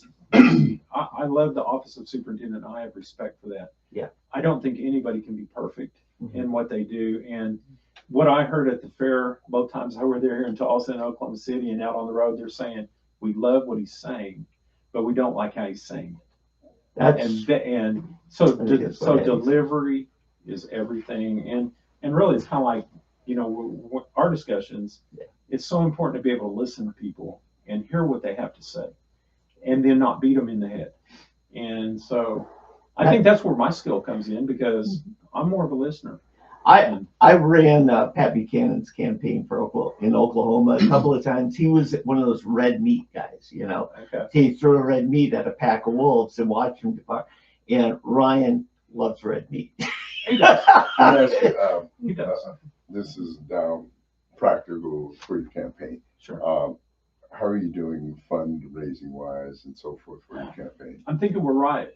We'll be able to report around 35,000, but for the 2 to 3 months we've been in it, and it's kind of comparable to what my opponent has, because in this race it's a lower level race, and we have at least four high profile governor's races that people are pitching in. Money is scarce, but I see us raising the 500,000 it takes to run. I do, and I see that coming in because people are passionate about children, and it's not giving to John Cox; it's giving to a campaign who will help the children. Yeah, and I see that, and we have to do it. Yeah, sure. No, I agree. And so my technique is I reconnect with the network that I had, and in Oklahoma City and Tulsa, it's just extremely powerful, extremely humbling that people are coming to me and go, we want to help you. Mhm. And people in power positions, people in the Republican Party, and because we're way past the Dino Democrat thing. Yeah. I mean, way past it now, and they see that I'm that conservative person, and they want to help me. So if people want to give to your campaign, how can they do it? Oh yeah, you can just go directly to cox4ok.com. It's real simple. Cox4ok.com. If you Google me, I'm everywhere. But that's the simplest way. Is it FOR? Okay. Both. We make it simple. There you go. So FUR. Cox for FOR. okay. No, Cox, the number 4. Oh, the number 4. OK.com or coxfor.com. Mm-hmm. And so no matter how you put it in there, it's fine. And elect Dr. John Cox is how you follow me. And we just surrounded ourselves with really good people. And I see this happening, and I'm excited. I am really excited. I really am too. I really am. This week, the disappointment hit me for a little bit, but that was the human disappointment. And now I see the plan. And so, it's all about what we talked about today, Right. making education better and keeping our kids safe. I think, you got parents, and they have their outcomes they want to see. Yeah. And then you have the industry of public education. Those aren't always the same priorities. They're not, but if you lay the foundation, it's the same for both. The foundation for industry or parents are the same. And then the child can come up and go into anything they want to go to. But we saw COVID really show the difference between whose priorities. It tore us up. Mm-hmm. You know, the isolation factor really hurt a lot of kids. Mm-hmm. Mentally, it hurt them. Mm-hmm. And but it showed us what we need to do. And I will say, everything that's happened, the volatility and what we've been through the last 3 years has really brought people to the forefront on knowing how important state superintendent position is, the effect it has on people in schools. And before, it was just kind of a position, you know, but now they see the importance of who's in there and what we can do with that position. And I am really proud that that I'm out here being able to work, and I have good people supporting me everywhere. So, yeah. Well, good. Sounds great. And we'd love to have you come back after the, say, around March in the spring. Yeah, or earlier. When things, Something else comes up. well, yeah. Obviously, yeah, and if you but- got some news, get a hold of us, okay? Yeah, If you but got it's going to be development. very important about that March time It will be. to find out, because that's when it's going to really get rolling. And so, Meanwhile, I'll see if Mike Ford's ready to endorse you. That'd be fun. I see his writings pop up every once in a while. Yeah. You know, Well, I've blocked his job was to make you look more leftist than Obama. I know. Yeah, I know. And it was, I blocked him from my communication outlets. you know, he really tried to hurt some good people, like my secretary at my school, and he really tried to hurt them. That's what he did. He did that to me years ago with Jim Bridenstine, because he wanted to work for Jim Bridenstine, and he knew I was there in the beginning. And I didn't even have anything to do with that. I was just a supporter. Yeah. And next thing I know, people, oh, did you see what Mike Ford wrote about you? What is he writing about me? And just sliming me with basically lies, making up stuff. And I'm thinking, what in the heck? It's almost like I don't want to acknowledge it at all. But Yeah, let's be that's the honest. best. It That's was the the best. Fount Holland machine Yeah. that was going to get Joy in at any cost. Yeah. You were in the way. I was in the way. Yeah. And I was in a big way, Yeah. you know. So And you know what? Everybody's saying, "Oh my God, John, you were right." and You and Eddie And were right. what's fascinating is if I would have been in the party I really belonged to the first time, and she was in the party she was in, I would have won 70. Oh God, yeah, because But- she was the Democrat, you were the conservative. Yeah, and I would have had 8 years, but I'm not as wise then as I am now, Right. because experience does everything, Mhm. and I will do so much better job now than I would have during that 8 years. Well, you remember the Easley family? Mary Easley Yes. was Yeah, see, I do. related to Joe Hoffmeister. Okay. You know, it's just coming out of that same bunch. Yeah. They just decided to model her as a conservative Republican. Yeah. But it all It's a- works for the good. It was And- the Easley machine. And if you look at the timing, this is the time now, not Right, 2014. No, I agree. Yeah, no, I had a customer, I won't say his name, but his last name was Easley. I said, "You related to Kevin and Mary Easley?" He said, "Well, yeah, I am." He says, "But Joy Hoffmeister is my cousin." Yeah. You know, so I'm like, oh, Everybody's now, connected somewhere. yeah, they are. And agendas are connected. They are. And it was that Mary Easley education model of the left. And I that think what's beautiful about my run is I don't have any agenda connected. It's just walking in there and trying to help a child. Right. I mean, that's what's, And that's what we need. That's what we. That was the best part of Ryan's message is it's got to be kid. The student comes first. Yeah. And that resonates with parents. every decision should be what's best for a child. Right, Yeah, right, Every right. decision. Yeah, you know, I mean, I supported you last time, but I think a lot of it goes both ways. It's a balance that a lot of the attack on Ryan is just left wing BS propaganda trying to cut him down. But Ryan hasn't helped himself He invites it. in some of the issues that he has made major, which don't have anything to do with education. And you know what? That's the things that are killing him. And if he had just focused, I think he's got the dream job now because he's just fully free to just speak, you know, priorities, Their values, message. that without having to run an institution. Right. Well, John, thank you so much Absolutely. for coming I in love again. this. Yeah. Thank you for this. Tell You're your welcome. grandson we're sorry we kept you Yeah, long. grandson and granddaughter. are on the Okay. Same They're team. playing soccer really? today. Oh, No, it's T-ball. It's a blessing. T-ball, yeah. 3 and 5-year-old. It's a blessing. Yeah. Oh my Okay, man. goodness. Oh, I'd love to see a 3-year-old out there pick up the bat. That's Are, it. are they playing with wiffle balls at 3? No, but it's a soft baseball, and her bat's probably that long. Yeah. No, I'm getting ready for a bobblehead football game my grandson's in today. Oh, So Yeah, everybody. Yep. Hey, John, but again, thank you so much. Absolutely. And All we right. look forward to the next time. All right. Very Yeah. good. All right, you take care. we're gonna take a break, come back with the rest of the news. All right, he's gonna be All right. muted.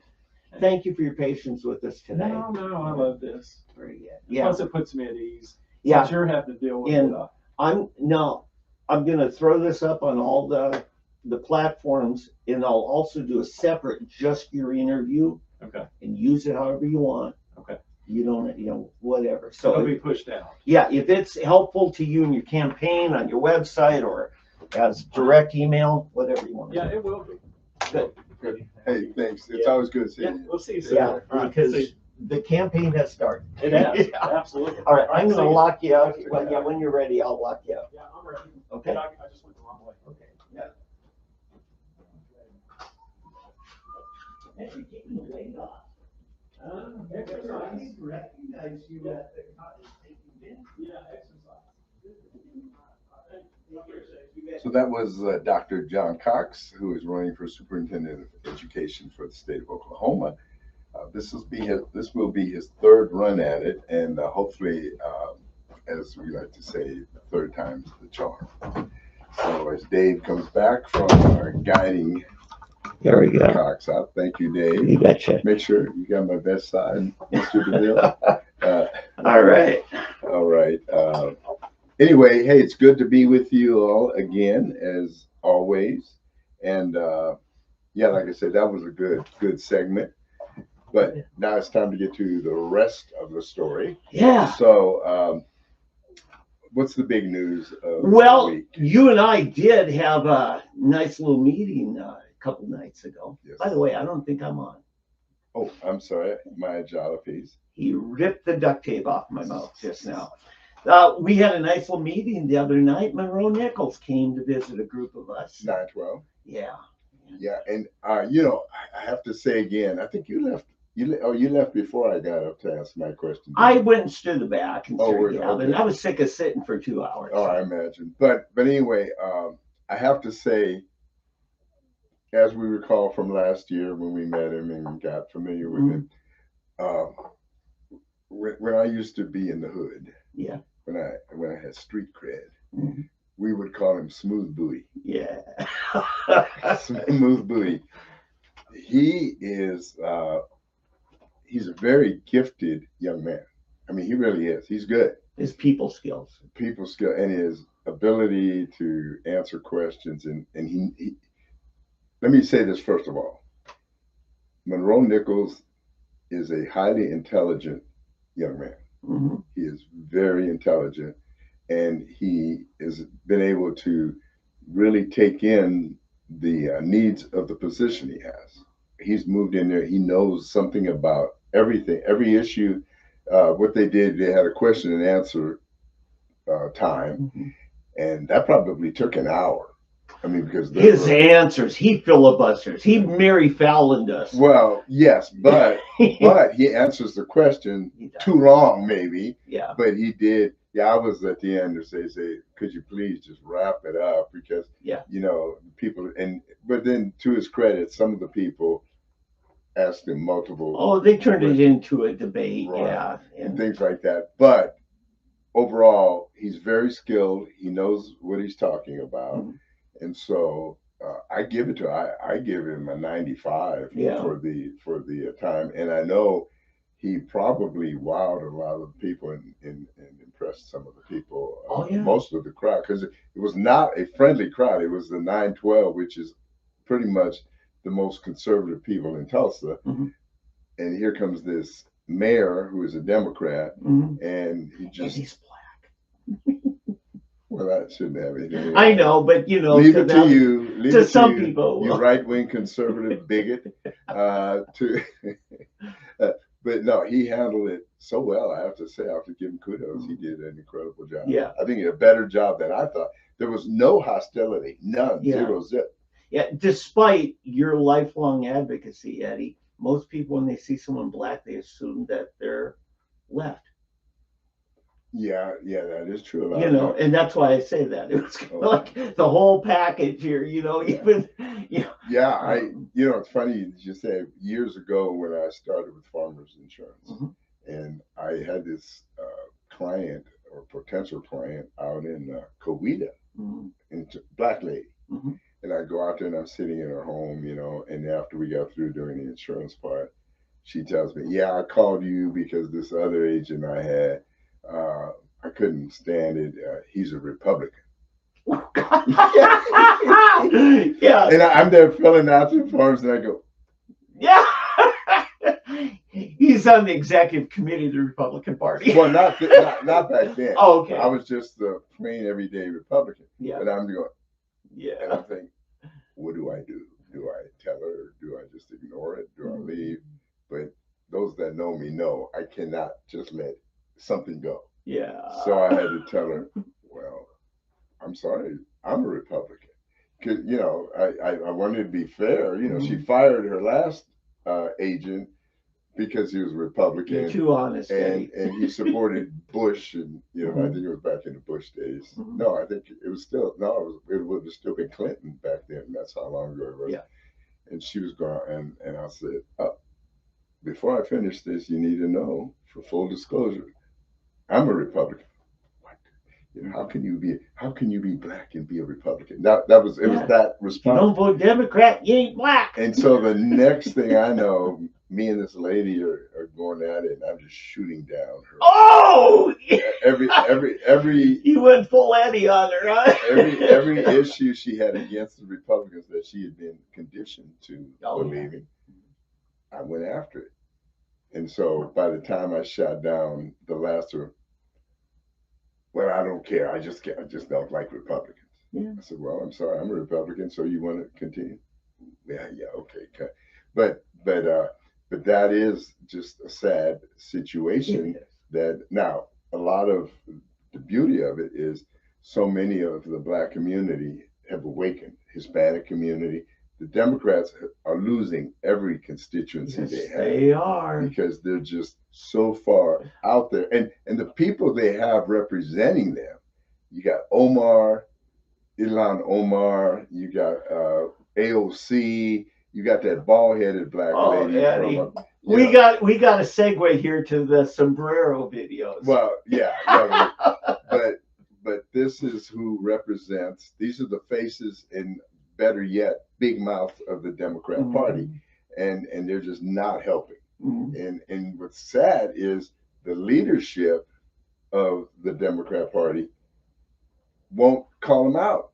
See, that's the difference in the Democrats and Republicans I see, which I don't like on the Republican end. The Democrats, they pretty much have everybody under. In other words, if you know the issues, it's always 50 in the Senate. You have 50 Democrats lockstep, vote the same way. What is it, 287?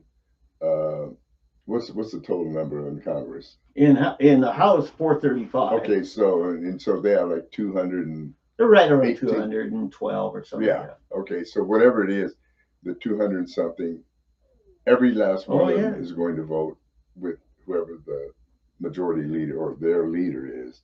And that's a different, you know, Republicans just like wrangling cats, you know, you just can't get everybody. But while we don't like it when it comes to issues that are important to us, it speaks to we're the party of free thinkers.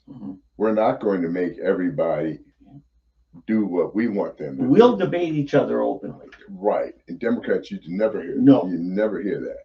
So, but anyway, so just getting back to what we were talking about, this lady, and the black community, praise God, is waking up. I mean, if you go to YouTube, the videos of and really smart, intelligent, young, uh, eager people, male and female, are just out there telling why the Democrats are not the way to go. Yeah, true to form, there were a number of questions on homelessness. That was probably the biggest issue of the night. Okay, hold on. We're going back now to Mayor Monroe Nichols. Yeah. Yeah. So that was the biggest issue. And then beyond that was probably the reparations issue. And you had the final question of the night, and you really went after that. Because to me, your campaign last year, that was one of the biggest issues that the media tapped in on. And right away was, here's a black man who's speaking against reparations. Yeah, and what I asked him was, just before the election, they came out with this Tulsa World, which is something going to move into part of this. Anyway, Mayor, what was his name? Pat used to call him the boy. GT? Yeah, GT Bynum. Anyway, he had come out with this new commission, race right. Yeah. Sorry, massacre committee to. Yeah, beyond the apology, I think they call it. Beyond apology, yeah. Commission, and it had two of the most liberal white women city. That adds to it. On the city council as part of this commission, and they were going to, along with Vanessa Hall Harper, who is one of the most outspoken, vehement black women, to be on it. But anyway, this commission was going to determine what the city should do. Well, somehow they've come up with this idea, which they say is private money now, to do a payback, a reparations payback. And my question to the mayor was, how are we to know for sure that this is not going to bleed over into public funds? Now, he came up with a good answer, but the way he answered it, I don't know if you caught that, it left me thinking, is he, because like I said, he's a smooth booty. He's wiggle room. He's leaving wiggle room. He's so smooth in delivering it and saying, "Oh no, this is all private corporation money." But there was something about his demeanor and expression, the way he was delivering it, that tells me to be on the lookout. Yeah. And I ask all of you to be on the lookout. Yeah. And again, here I have several issues with that whole deal. One is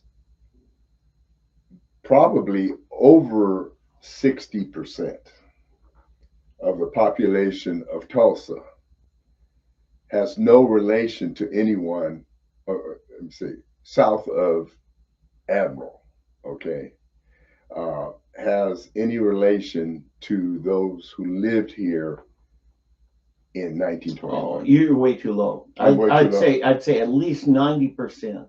Really? Are people. Yeah, keep in mind, Tulsa was smaller than Muskogee when this happened. Okay. Well, right, but I mean, aren't a lot of them kids and grandkids?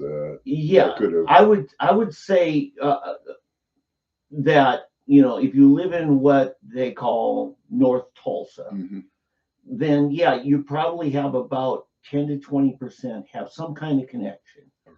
But that's such a small part of the city. So well, yeah, but so basically, but even if it's, you know, 40% that have a connection, you've got 60% of not metropolitan, not Metro Tulsa, just actual city Tulsa. But even North Tulsa, most of those people who live in North Tulsa now, their family moved here during World War II.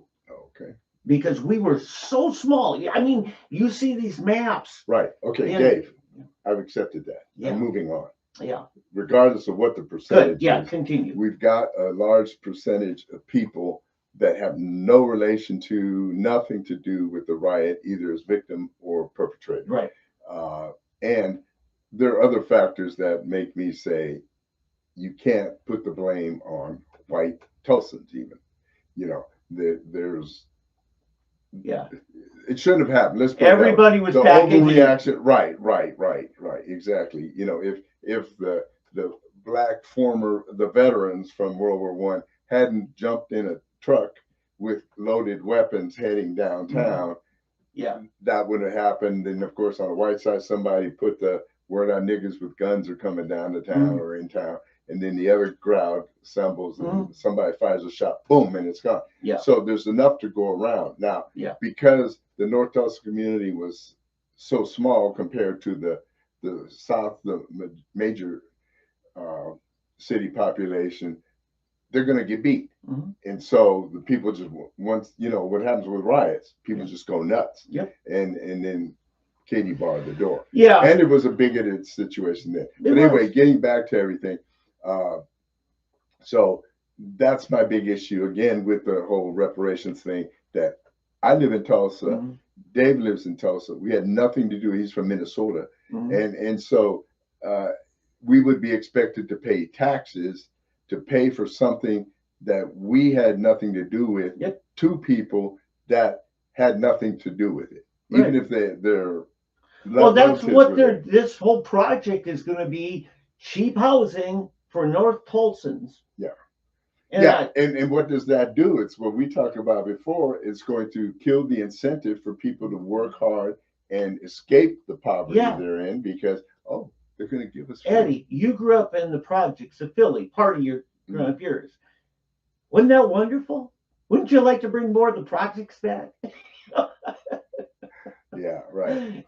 Well, yeah, and even in Germany, when I was up until I was 5 years old, that was the real slums. In the German version of Project. I mean, post World War II, it was squalor that his mother lived in projects on both sides of the ocean. But anyway, they weren't even heated. Yeah, but so we, you know, I'm not inclined to pay for something that I had nothing to do with, am not a victim of, and am not sure that there should be payments anyway.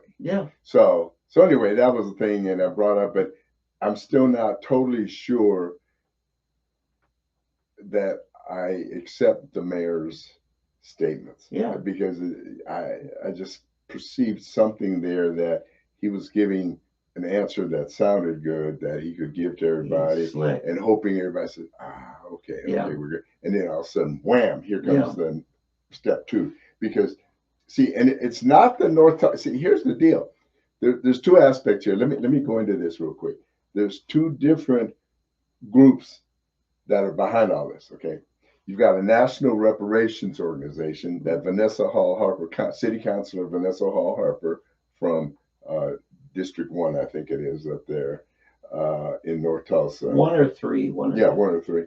Anyway, she is on the National Reparations Committee.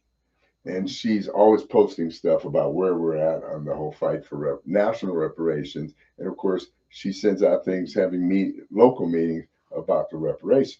Okay, so that's the one thing.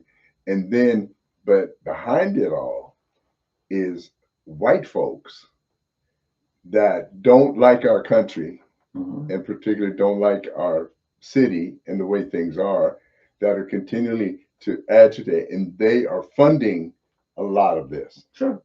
And so that's why we have to fight it, because it's larger than just what you see, and it's not about Mayor Nichols, it's not about Vanessa Hall Harper, it's about the entities behind all of these people. They wanted to destroy the culture of America. Exactly. And that has to be fought, because they want to bring us to our knees from within. So there's so much division that we're just essentially laid waste. And then what happens, they can come in and rebuild a communist nation. I mean, bottom line, it's communist. And then they won't tolerate any of the stuff they're advocating now. Exactly. Right.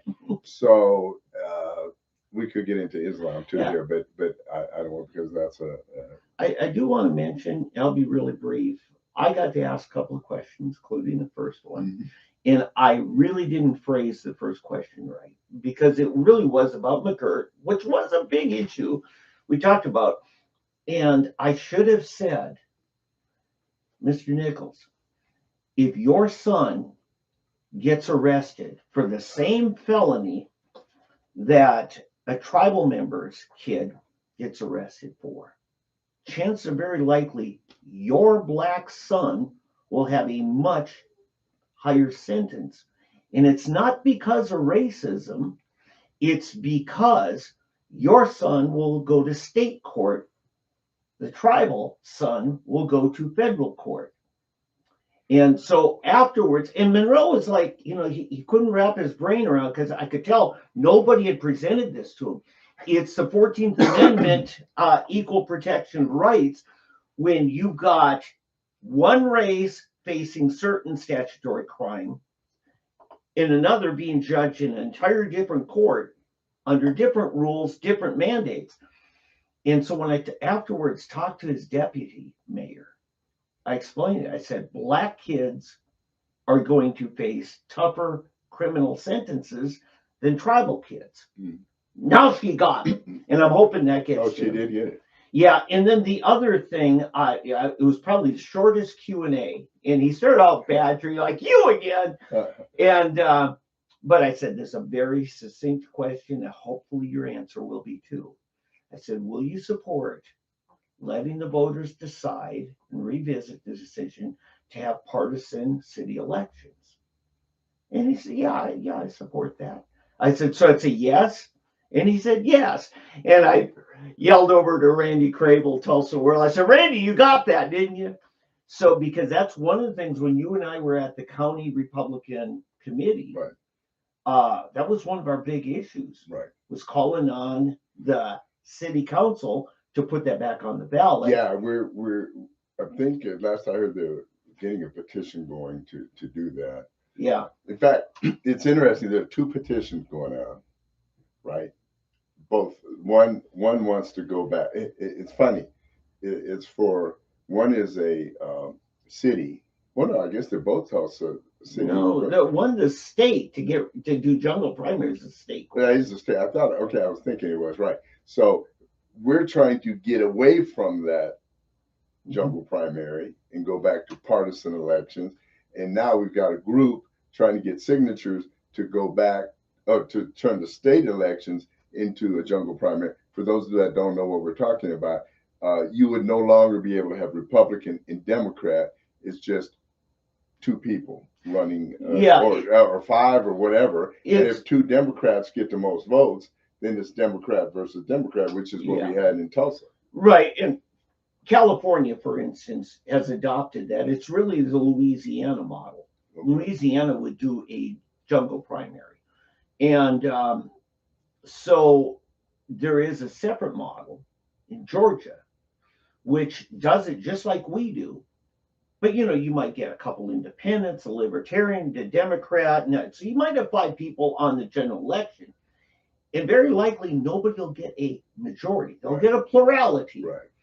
In Georgia, they have one more potential election for that situation. And it's in December, not November, but in December, the top 2 in the general election will face off. And I kind of like that, Eddie. Well, pretty much that's what we had with my election last year, remember? Yes. We had a runoff between Lori and myself. We had that runoff. Right, because neither you hit the 50%. Right, exactly. So, but we don't want that. We want to keep the. It's so funny. You have different. What's his name? He's from North Carolina. Is it North or South Carolina? The congressman, black congressman. Oh, I can't think of his name right now. In any event, I remember him being on TV. Hannity or someone made fun of it, which it is kind of interesting. But he let the truth slip out, and he said, "Well, we can't go to these open primaries like this. Because how will black folks know who to vote for?" Oh, in other words, if you don't vote Democrat, you ain't black. So this exactly Joe Biden said exactly. That. So he basically let the cat out of the bag that in some of these states, other states or cities or whatever, people won't be able to tell who's the Democrat, who's the Republican. And if you're black, essentially, you're always going to or expected to vote for the Democrat. So they don't want this because you don't want to confuse the people, the ignorant people, because they don't read the papers, they don't read, and they're not watching the general news or whatever. So they don't, he's worried they'll get confused. Whereas here it's the opposite. Yeah. They want people to be confused here. Yeah. And now, so we can slide into them. And let me just say this: every city in America that has gone to these open elections, nonpartisan. Thank you for the nonpartisan. Every city has a Democrat mayor, and has never come back. There's not a Republican able to win in those cities any longer. And so if we go to that on a state model, then we could be facing the same things. Yeah. Now we switched over to this nonpartisan city elections more than a dozen years ago. I remember it was Dewey and Christensen, and then you had Kathy Taylor. So there were three in that one. And but then the next election, the Democrats all got behind G.T. Bynum. Right. And that's how we got him. Now, after the meeting, I was talking to Randy Crable, Tulsa World. I said, hey, you heard me yell to you. I said, this is that issue. I said, we're really trying to. And he said, oh, yeah, no, I picked up on that. He said, but Dave, I'm not so sure that that's going to favor the Republicans in this town anymore. Which the going back to partisan election. To partisan. And I said, no, I agree with you. The city of Tulsa has become a lot more Democrat in the last 10 years. It really has. I mean, when we had Paul Hassington, you run for House seat, he says, if I don't win this, every state legislature seat that's within the city of Tulsa is controlled by the Democrats. So we've lost that. I mean, even in your city council election, you're up against a well-entrenched, well-funded, incumbent Democrat. Which, by the way, I think you should revisit. Yeah, I'll tell you. But I do want to say, I asked Randy to come in next week, and I said, let's discuss this issue. So, folks, next week we've got Randy Crable, one of the most respected, and I mean respected by Eddie and me, reporters for the Tulsa World. And that says a lot because probably the only respected. Yeah, and so anyway, look forward to that. Yeah, what you were alluding to there earlier, I finally got to meet my nemesis, my competitor for city council last year, and she ended up winning. Lori Dector Wright, District 7 in Tulsa. And so I went up, introduced myself, and asked her the question that everybody wants to know: why did you become a Republican? And she said, because if not, I can't vote in the primaries. There it is. So what's happening, we're getting Democrats that are switching parties so they can affect our Republican primaries. And the race that she was particularly speaking of was, what's his name, the former mayor of Bixby. Guthrie. And he defeated Boatman in the primary. Boatman, and she saw Boatman as the less of two evils. So she was upset that Guthrie won. She apparently does not like Brian Guthrie, which convinced me that we elected the right guy. But anyway, that's why if there's anyone out there wondering why Lori Dector Wright is now a Republican, she's as Democrat at heart as she ever was. Yeah, she didn't say she changed on the issues. No. She wants more influence. She wants to influence the Republican elections, the primaries, so that it can affect the general election. And so she's going to be at your next precinct meeting, Eddie? Maybe. Probably. You're from the same precinct. Yeah, we are. So it's just one of these situations that you've got to beware of what's going on.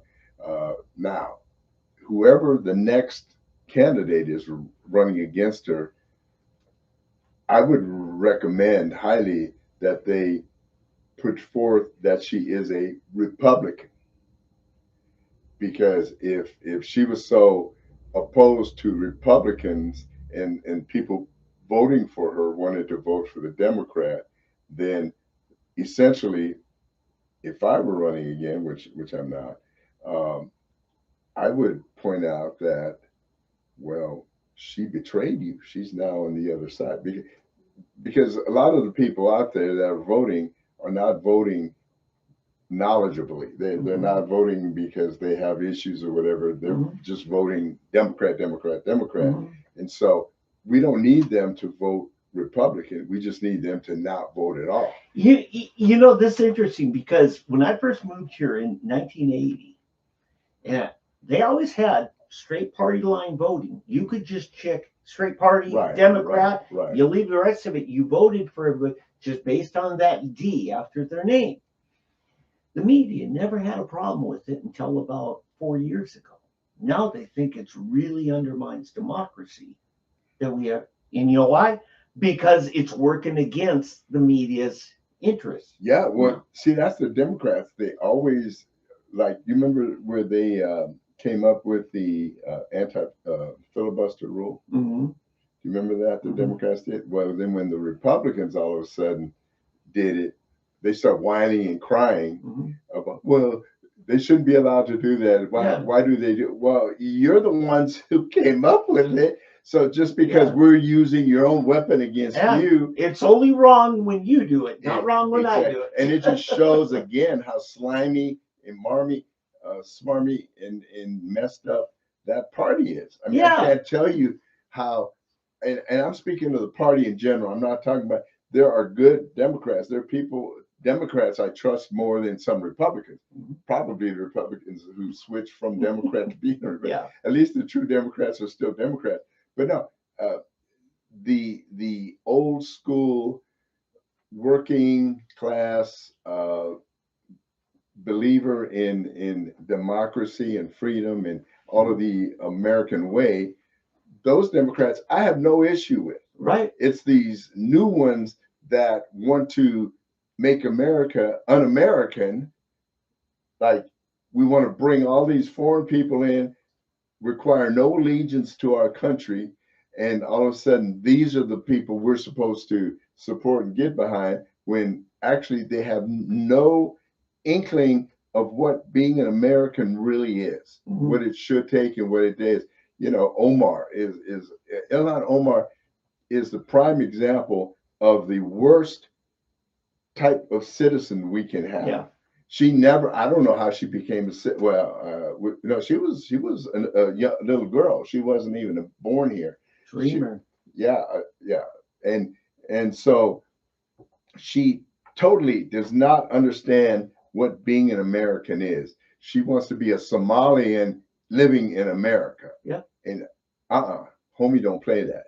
That's got to stop. And she's not the only one. And then you've got Tlaib's the same way as a Palestinian. Tlaib, her allegiance is to Palestine over America. If you're not, see, there used to be, you know, the oath you had to take, the citizenship. You had to take that. You disavow any allegiance to any other foreign country. Exactly. And that's not happening. And then you got the rest of them who live here and are born here and have no allegiance to our country. Interesting. 2 reports came out this week. One from Minneapolis about the amount of corruption amongst the Somali immigrants.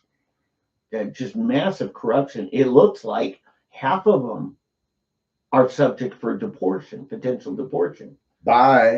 So anyway, and then another report of an arrest of the superintendent of the Des Moines Public School District, the biggest school district, or one of them, in Iowa. Iowa, which is weird to me. An illegal alien invader. Well, and he apparently committed several crimes on top of it.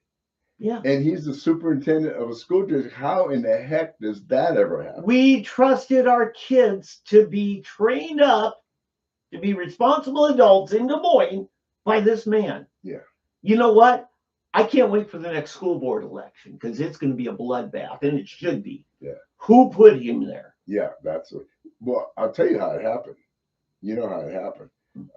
These, as Archie Bunker would call them, bleeding heart liberals. Yeah. These people just, if he's a black man and he's running as a Democrat, he must be wonderful. Yeah, it may be Iowa, but I'm telling you, it's still Des Moines. In cities, bleed blue. Yeah. They just do. Yeah. So those are a couple of things that have happened. They're probably, those same citizens are probably upset that we're trying to deport the guy. Yeah. Because, oh no, he's got to be good. He's from an impoverished people group, and he's come here to try to. He checks the boxes. He checks the boxes. Yeah. Hey, I want to say, you talked about Democrats say it's only wrong when the other side does it. Okay, the Democrats shut down the federal government. How do you spin this thing? They're trying hard. And I think Trump had a masterstroke with some AI videos. The sombrero videos. And the mustache. Yes, because he's got Schumer and what's his name, Hakeem Jeffries, saying, you know, we're for the black men, but the black men ain't voting for us anymore. You know, and we're for all these. He says, so now, senor, we are for the. I'm paraphrasing, but it's funny.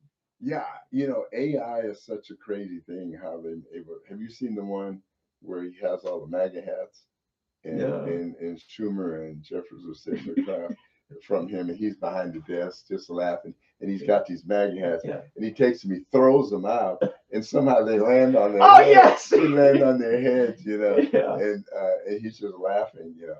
So I mean, and then of course Hakeem is ticked off about the whole sombrero thing, you know. It's course. Too true. Yeah, it's too much. Well, you know, everybody is hip to their game or is awakened to their game now. Mm-hmm. The Democrats' game, the same games they used to play, they don't work anymore. I know, but the leftist media is saying these are racist. Well, sure, everything's racist with them. Yeah, you know, means nothing anymore. You play that cartoon. La la la la. What's next? You know, the boy who cried wolf. You know, that's what it is. Yep. You know, people are tired of race because they know there's nothing that you cannot do as a minority in America anymore if you want to do it. And there's too many black people out there saying that very thing and showing us that you can be black and do anything if you want to do it and you're willing to pay the price to do it. There's too many Vietnamese boat people succeeding in America. You know, that's the thing I don't understand. Why has the GOP not driven that home? I mean, every video I put out there should have Vietnamese boat people, because I think I've told the story how with YWAM back in the 80s early 80s when we first started, that's when the Vietnamese boat people were coming over, right?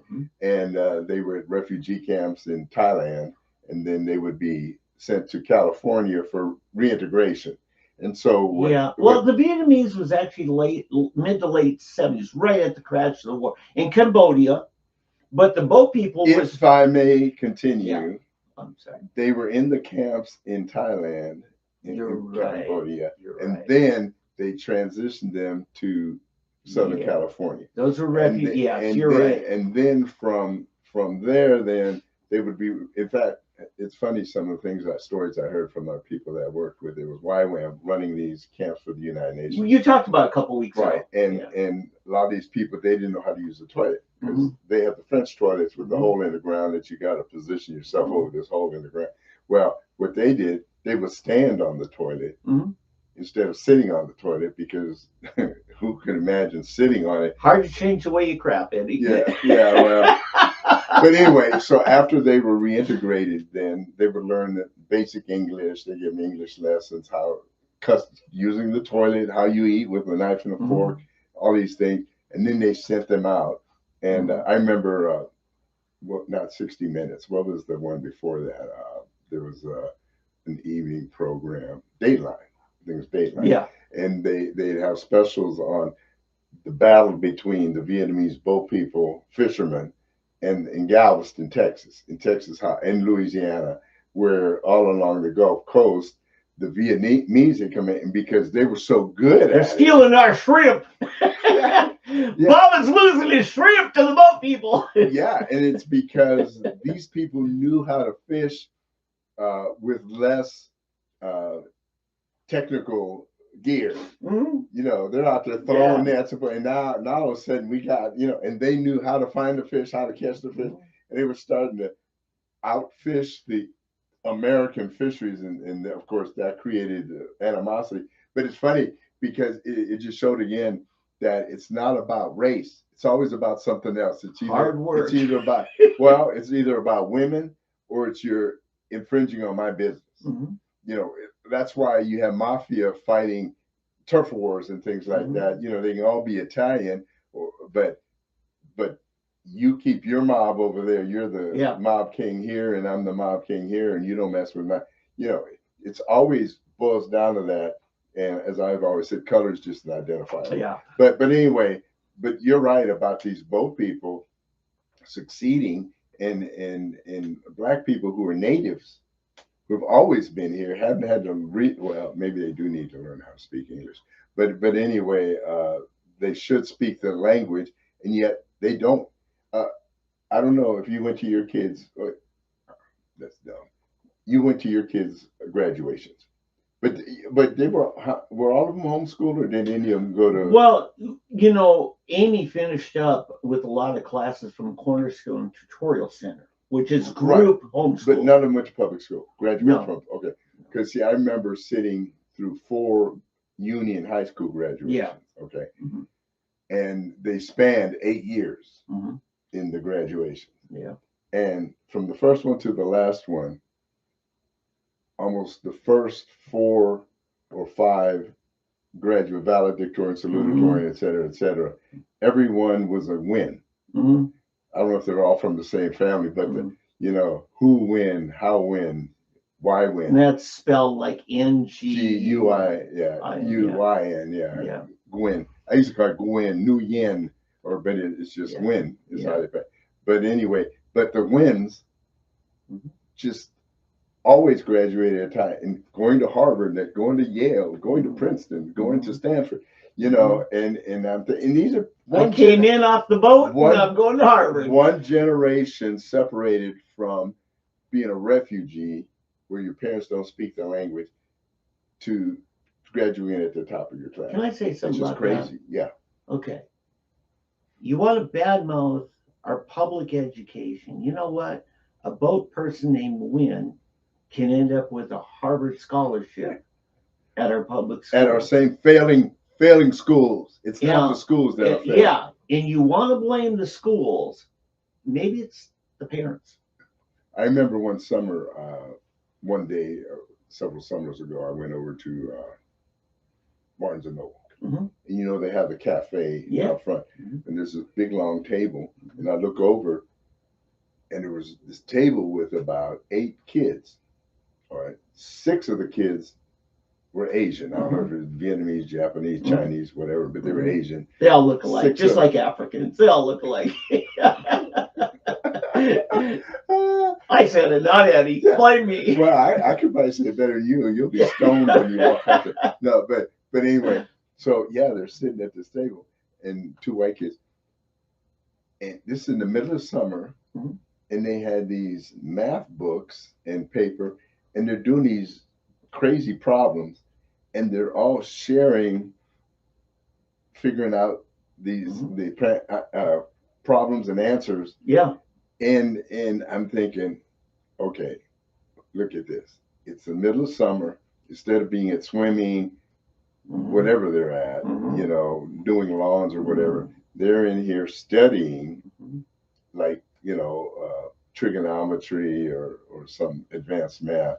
And these kids are all they're leaning on, And I would say, no wonder these people are graduating at the top of the, you know, and the smart. I said, now those are some smart white kids right there. They're hanging out. Yeah, there you go. They're hanging out with the people who are going to help you get to the next level. In other words, we're not upset with the Asians for being who they are and excelling. Mhm. We're going to join them and have Yeah. them teach us and motivate us to do the same thing. Yeah. So yeah, it's one of these interesting things. But yeah, there's so many sociological things that really, sadly, the Black and they've attempted to do it now with the Hispanic community.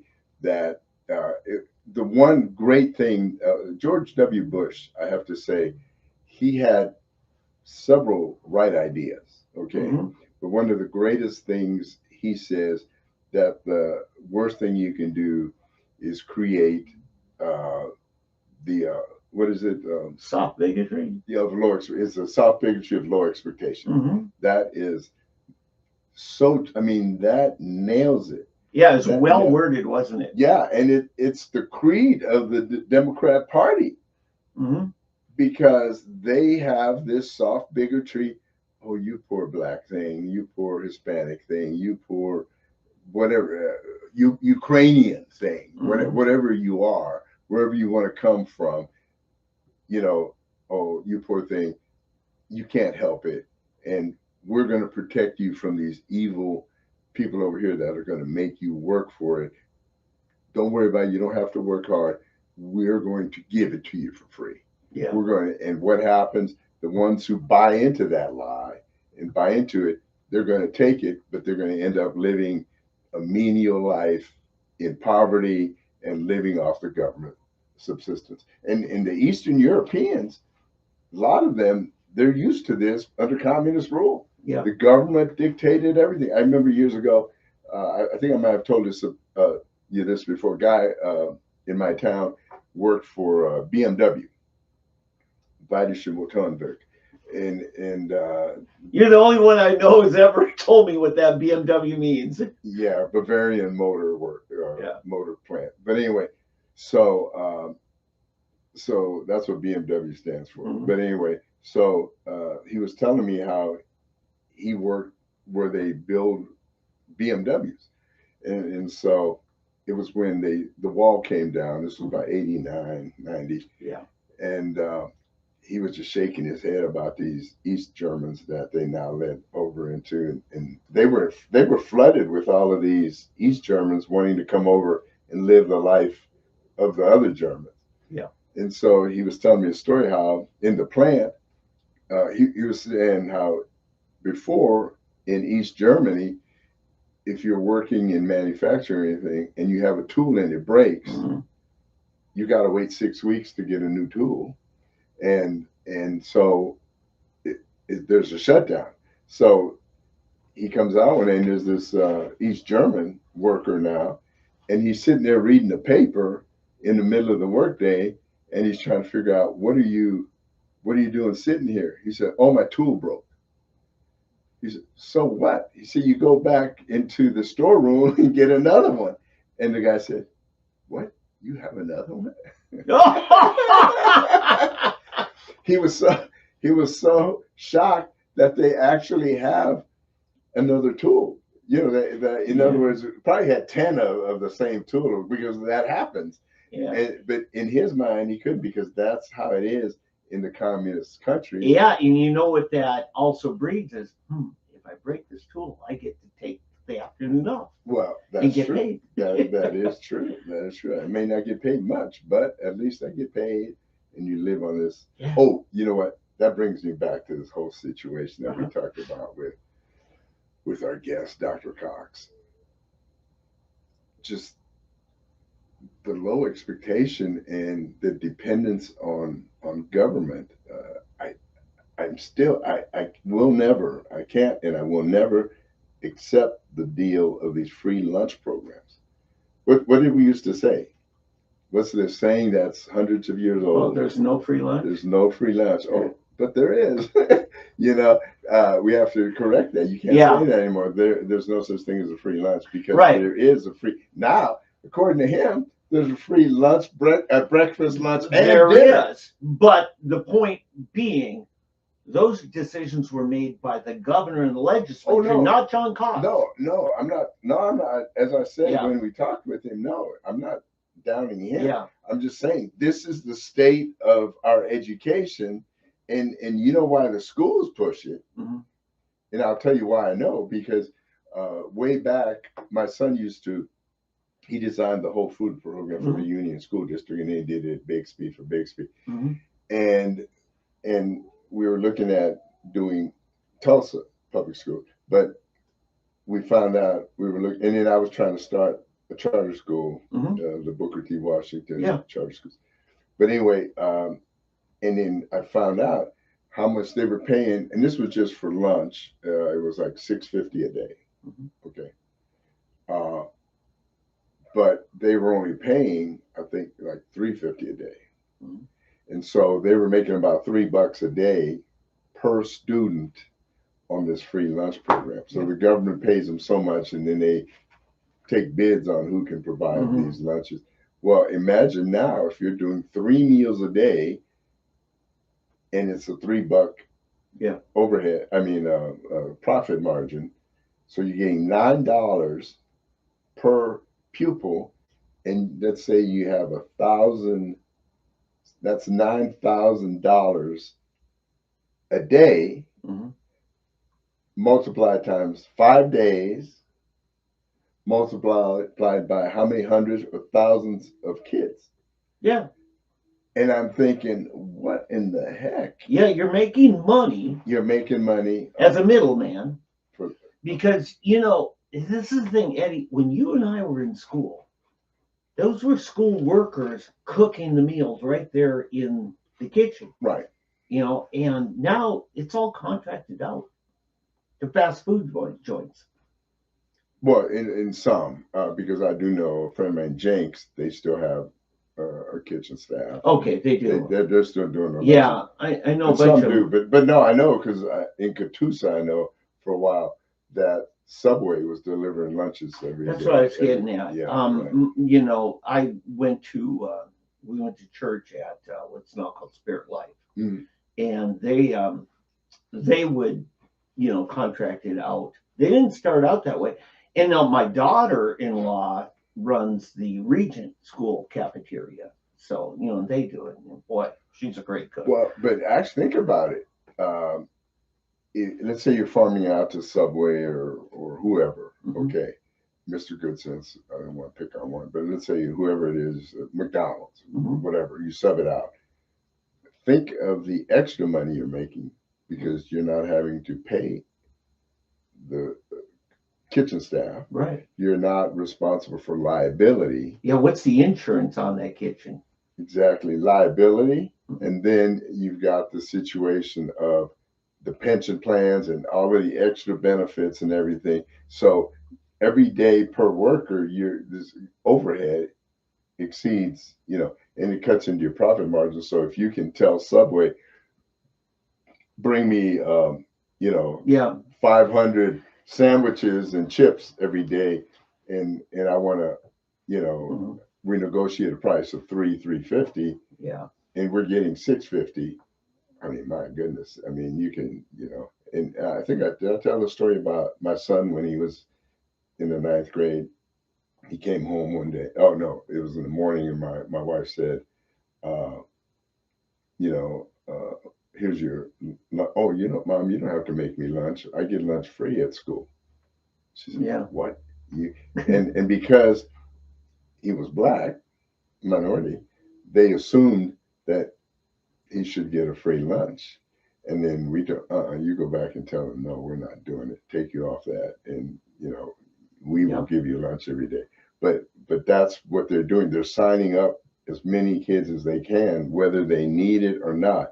We didn't need a free lunch program. And I would say probably, I'm guessing you may want to raise or lower, but I would say 75% of the people on free lunch programs should not be on free lunch programs. It's just an extra way of making money. It's money. Also part of the formula, and John alluded, there's some truth to it, that your federal funding, at least, they look at what percent are getting reduced lunches. Right. And That's it how they increases- determine, the poverty of the people of that district. So it's double dipping. You're making money here because of all the kids you have on reduced lunch. And then imagine North Tulsa, imagine North and East Tulsa, all the money extra money they're getting on poverty programs. Tell me what a former member of, I think, the school board told you about why they didn't improve those struggling schools. Oh, yeah. It was McLean at the time. Okay. And he was the principal. Yeah. And he was trying to change it because the teachers really didn't care at all. That's what back when McLean was really bad, and so he tried to deal with it. Well, what happened? What do they call that? It's failing schools. At risk. At risk. Yeah. And if you have a certain amount of at-risk schools, you get more federal money.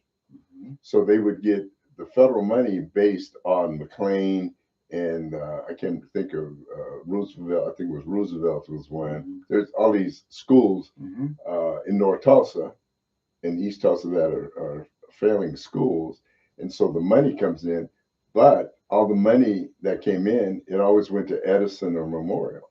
It didn't even go to those schools because they wanted to keep those schools under the at risk or in the at risk category. So you hear that? He's saying the principal at McLean, former principal, is saying this was exactly intended to keep it a failing school. Right.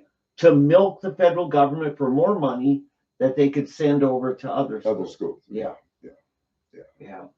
So, there's so much corruption in the education. And it's not just education. Anything that gets government money. There's a book out, it's called Government Cheese. And, it's that government cheese that the rats like. And they made good cheddar cheese. Oh, yeah. The old commodity system. Yeah. And so too many people have gotten used to the government cheese. Oh, and that canned beef. Oh. And they don't want to get nice. See, I grew up on commodities too. Yeah. But they can't get over it, and they want and like everything else. Yeah. How much is enough? A little bit more. Yeah. They always want more. Yeah. Always want more. And for those who don't know, I mean, their canned beef was to die for, the cheese, but believe me, the powdered eggs and the powdered milk gave me. This hijack that comes in. But sorry. Wait, here's the thing too. Okay. The teachers went on strike. What was it, 5 years ago now, or is it more? I can't remember. It was in 18. 18, so 7 years. Wow, Yeah. kind of fly. But okay, so in 18, so 7 years ago, and they got their raise and everything. They're still not happy. Of course not. They're not happy. They can't be. It's not good politics. Exactly. They're never going. Oh, which reminds me, when I was on KFAQ, we used to have the Pat somehow got this guy to come on, and he was the negotiator for the FOP. Okay. And he represented us someplace in Arizona, different places around. And so I asked him, well, how do you figure this out? How much they're supposed to get, or what's right? Or he says, oh, I don't need to. It's just a little more. Yeah. He literally. That's right. He said that's not the issue. It's you've got to ask for more. Yeah. And I was just shocked. I was, are you? And the amazing thing is he was honest about it. Yeah. And so it's the same with the education lobby, that it doesn't matter what you settle at or wherever you come in at, they're always going to push for a little bit more until you say no, where you say you take what you got or we'll find somebody new. Yeah. Chuck Strom told me he was in the legislature. That was his last session. And they would come in and he said, okay, tell me a number that will be enough. They couldn't come up with a number to be enough. No, never. It's never enough. Yeah, because he would hold that against him. I coached at a school system. We won't mention what it is, but at a point back. And I remember we were told to come up with a budget. So we had to come up with a budget. And so, you know, as a soccer coach, what does a soccer program mean? Mhm. I said, well, we just got new uniforms this year. We got new soccer balls. We got new nets. We got this thing. Mhm. And I really literally couldn't think of anything. I said, well, I'll put in jerseys. Yeah, I'll come in uniform. We'll just pass these to the JV and the ball. That's how it works. New nets, et cetera. Middle schoolers eventually get them. Well, wait. I turned in. That's not enough. Mhm. I mean, I was basically told, and the guy who came in after me did, well, we got to build a new stadium section in bleachers, you know. And so we're talking like my budget was like $10,000. They wanted $100,000 budget. And I'm thinking, are you people serious? Yeah. We don't need it. It's not going to make them play any better. It's not going to do anything. This is happening. We won't even fill the bleachers, you know, that we have. And so, oh no, you need a nice big lit scoreboard with the clock counting down. You know, when the referees have the clock on the field anyway. Right. And I'm thinking, you know, and I realized then. Well, no, and I'll just tell you, Bill Blankenship told me how the game works at Union is that in that district, sports has a lot of support. And so a big portion of that bond money had to be for sports in order to pass. And he said he got the Riot Act because he was too frugal. Now, I have to tell you, as somebody who was on part of the NOAA, I was on the board for NOAA Homeschool Sports and the coaching staff for football. I say staff, we were all volunteer dads, Joe Blankenship being the head coach. You know where we got our uniforms? Out of the dumpster at Union High School. That's funny. Because Union just kept on rotating out. Right, every year. And they would say that, well, the attorneys say if there's a lawsuit, we could get in trouble if a kid gets hurt because we're using old equipment that's broken down. And I guess the way it worked is Bill would call up his brother Joe. He says, man, it's really sad. We had to throw out 80 sets of shoulder pads in that dumpster behind the shop class. And there would go Joe with his boys in the pickup truck and digging the dumpster. And that's how we funded homeschool sports. Yeah, it is. It's something that is just crazy. The money that is spent and wasted on superfluous stuff. Yeah. You know, and every year new uniforms, every year new equipment, every year this, that, and the other. And I could not do it. It just hurt me to try to do any of that stuff. But, you know, it's one of those deals. If you don't play the game, you don't get to play. You know? Yeah. You know, you remember the old football helmets you'd see from the 1940s? The leather helmets. Well, this was right after they switched from leather to kind of a, I don't know. Well, they were the same shape as the leather helmets, but they were. When I played middle school football, those were the helmets we wore. Mm-hmm. They were that hand-me-down. They were like 30 years old. I wore those in high school. That's, yeah, okay. Yeah. And, you know, so we'd hang on to that same helmet for 40 years, you know, and, you know, the schools nowadays, if sports is what sells a bond issue, they'd be rotating those out like crazy. Oh, yeah. Yeah. And then, we're going to need to wrap up. And one day we'll have to deal with Educator. Yeah. By the way, and the money that our friend George, has gotten for his, what would you call it, early childhood education institutes, which to me is the biggest swindle and scam there is. So. Got a couple things in Newswire. If you'll let me finish, I'm going to make you. You have these pregnant pauses. Well, I'd like to be sure that I communicate clearly and directly, but George Kaiser, the Educator system, that I remember several years when it first came out. It was in bond issue, I think 2013 or 14, whenever it was. $63 million they got for this, and I'm trying to think. Well, how in the heck is the city responsible for that? And then what really ticked me off was when on 60 Minutes, they're talking about this wonderful philanthropist, George Kaji, and he's over there giving away our money, the taxpayers' money. So all of that stuff, it just ticks me off. I'm sorry. Now, Dave, you may take I'm the sorry. floor. Yeah, I really am. Newswire, a few things coming up. Yeah, see, I got to make sure our live stream is still live here, Oh, Eddie. right. Okay. But I did check Newsstream. Breaking news: as of early this morning, Hamas has given, tentative agreement to this new peace plan for the I Middle thought East. they did that last week. Hamas didn't until overnight. Really? Because Agreed. then the Newsmax jumped the gun because they talked about it on Wednesday or Thursday. Oh yeah, they were talking about, but Trump announced it, and he said Hamas has got at best 72 hours Okay. to agree. Yeah. All right. And they waited the last minute, and so now Witkoff is going over to Egypt to finalize this, and guess who's back? Jared Kushner, the architect of the Abraham Accords. Right. The son-in-law of Donald Trump Right. is getting involved now. Right. So this is interesting. Yeah, and what I understand, the reason that Hamas finally came to the table is because Egypt, Jordan, and Kuwait, the surrounding neighbors, said, "You sign this or else." Yeah. So we got their cousins yeah. finally convince these guys Mhm. to play ball. Yeah.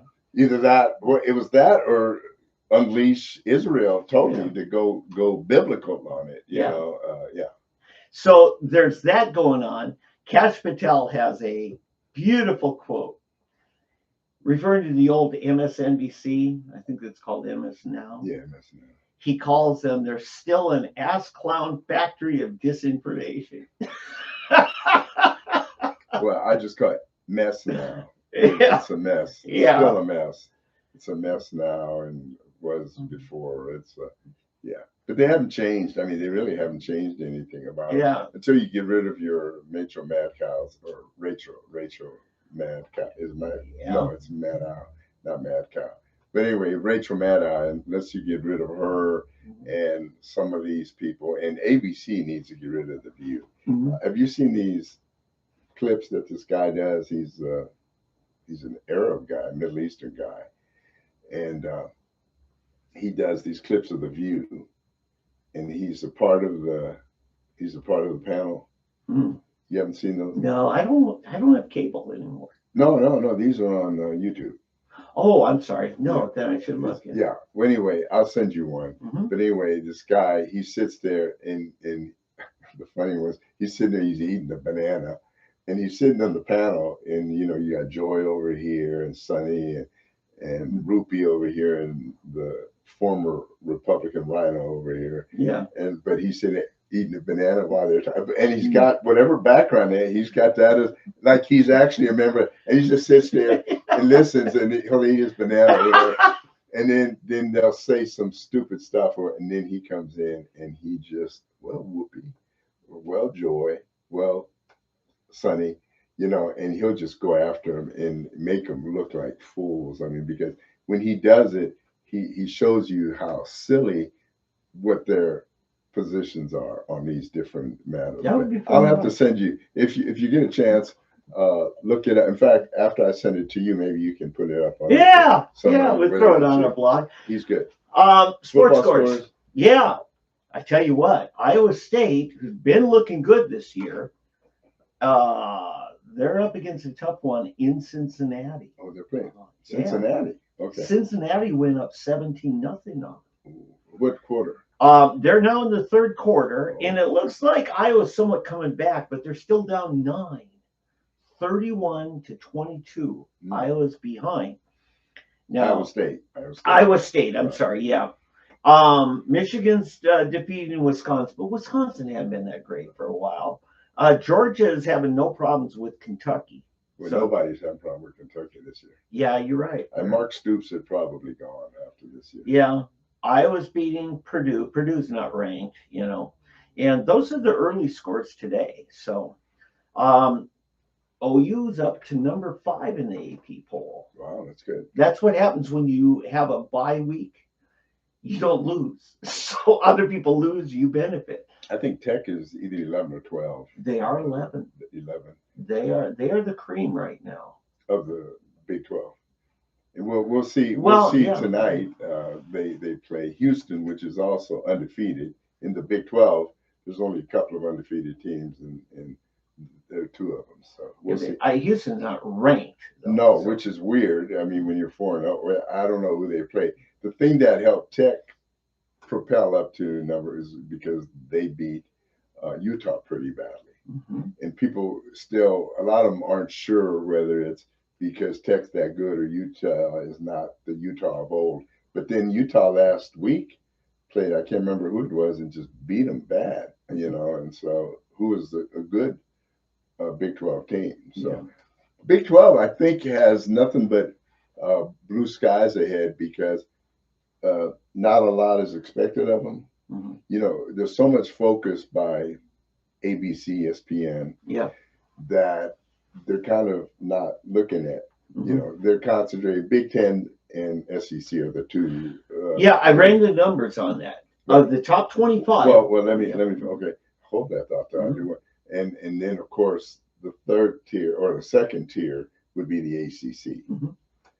and then it used to be Big 12 and Pac-12 Mm-hmm. or Pac-10, whatever they were kind of also in there in the mix. And of course now there's more Pac-12. Mm-hmm. They've moved over into the Big 10 and SEC, Mm-hmm. not the SEC, the ACC. Yeah. But, well, and the Big 12 got 4 of them.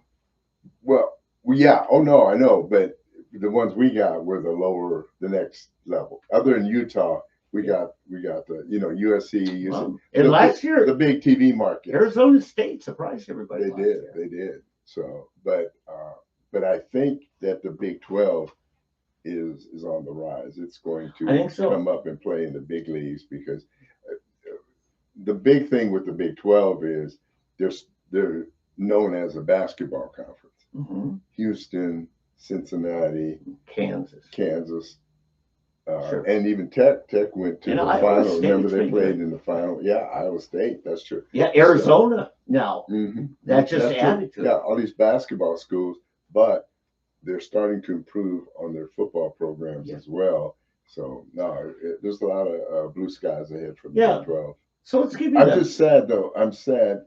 I hope you still keep in mind what you want. That's but bringing it local, OSU. Mm-hmm. We didn't mention Gundy is gone. Right.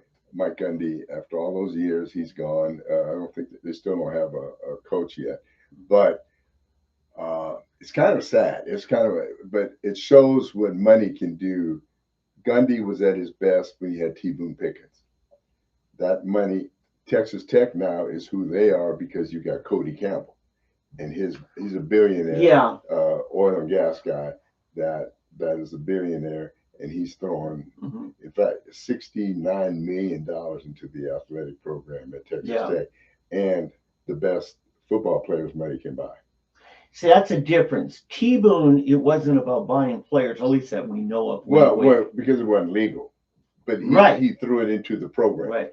Is building the infrastructure, the facilities that really wowed the athletes. Yeah. Oh, yeah. Exactly. And that was what happened there. The NIL game, everybody I've said Gundy just wouldn't adapt. Right. And it's either adapt or die. Yeah. And Texas Tech is the model of who's adapting well. And they're not, they're going after the big players, but they're making sure everybody gets something. Well, yeah, they came up with an original program 2 years ago already. Yeah. That every player, this is crazy. Every player. This is big news. Right? Every player got $100,000. Can you believe that? Incoming freshmen on a football full ride. Right. You now are making more than I make, I'll tell you, in a year. Well, yeah. Yeah. And so, think about that. If you were a second string kicker, you got $100,000.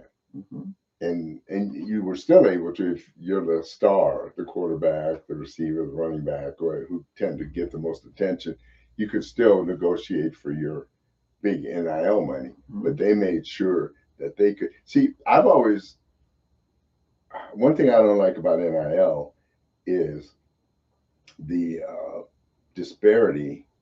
I guess I'm talking like a socialist here, but the disparity if I'm, or if, let's take my kid. My kid is blocking and risking his knees, career-ending injuries or whatever. He's doing this, and he's not getting any money, or getting, say, $10,000 or scholarship and $10,000 for a guy who's the running back or the quarterback here who's getting $1.2 million. Yeah. Caleb Williams, getting over $1 million. And this guy who's blocking for him is getting nothing or peanuts. That's disparity. Yeah, no. But nobody seemed to complain about it. You were a big advocate for that kind of share the wealth thing. And it wasn't all that popular. But it sounds like Texas Tech agrees with you. And it's proving to be the smart way to do it. Well, yeah, right, yeah. Everybody gets 100. I mean, something. It's not straight up socialism where we all share a percentage. No, because the real superstars who are going to put the butts in the seats. Yeah, they used to get, like, the pitcher. What's that girl? Najari Kennedy. $1 million. $1.3 million. Yeah. And to throw the ball underhand. And you got football players there. I guarantee you're getting, more than the 100,000 base salary. So it's hard to say the salary. These college football players in basketball, whatever, are getting a salary now. But that's the way. That's the. Hey, I want to throw something out there. And stay with me on this. Okay. Now, you've invested in Wall Street, stock market, and that. Have you gotten involved in futures, commodities, anything like that? No. You don't know as much about that as you know the stocks. Right. But and options. But I'm still going to try to tap into what you have some idea of. What it is there could be a crop in the field, and that farmer decides to sell shares of a crop that's not in. It's called futures. Right, the futures. Right. Okay. What if a college athlete decided to sell shares of his future earnings? That's an interesting one. By the way, I was going to tell you, if you want a real primer in futures and options, then watch Trading Places. Eddie Murphy. Eddie Murphy. And Dan Aykroyd and those guys. Yeah. But anyway, that's an interesting concept that you would have. So you've got athletes that are selling futures in their career. So if they sign a $50 million signing bonus, which I don't think they allow them to do that much anymore, but let's say $10 million signing bonus. And Josh Jacobs did that. Something like that. Yeah, but I think his was the last year. There was there's some rule they had where they limited. Yeah, because it was a way to get around salary caps. Right. And okay, let me hold this thought about what Josh Jacobs did. Yeah, I know. Yeah, the taxes issue. Right, but anyway, but you're saying, so if I want to invest in Josh Jacobs, the $10 million, can you imagine if you'd invested in him when he was in McLean High School? Yeah. Playing for McLean. Yeah. No, that's what was so weird. Alabama's playing. They've got this running back. Wasn't he the homeless kid? Yeah, he was the homeless one. And a kid living in his dad's SUV. Yeah. What would he have sold a share for back then? Okay, if I may finish. Yes, I know. I'm just can't shut up. So yeah, Josh Jacobs sells shares in his future career. Nobody would have picked it, In fact, nobody from Tulsa even knew he was from Tulsa when Alabama was playing in the national championship game. And this running back from Tulsa, Oklahoma, I know everybody's on their phone. What? They look at the thing. But yeah, that would be interesting. I'm not sure if that would be allowed, but it's something to think about. Well, let me put it this way. if they didn't sell it on a publicly traded board, but made an informal deal, So private investors. the mob. Wow, yeah, that's even worse. You know, yeah, and I'm just trying to figure this out because you know the mob had to be involved in this kind of stuff. You watch The Godfather. Does Johnny get the part in the movie and stuff like that? I don't see the mob involved in NIL or anything. But No, but what they are involved in, I guarantee you, is the gambling. oh yeah, The new gambling situation. and that's what's paying all this stuff. Yeah.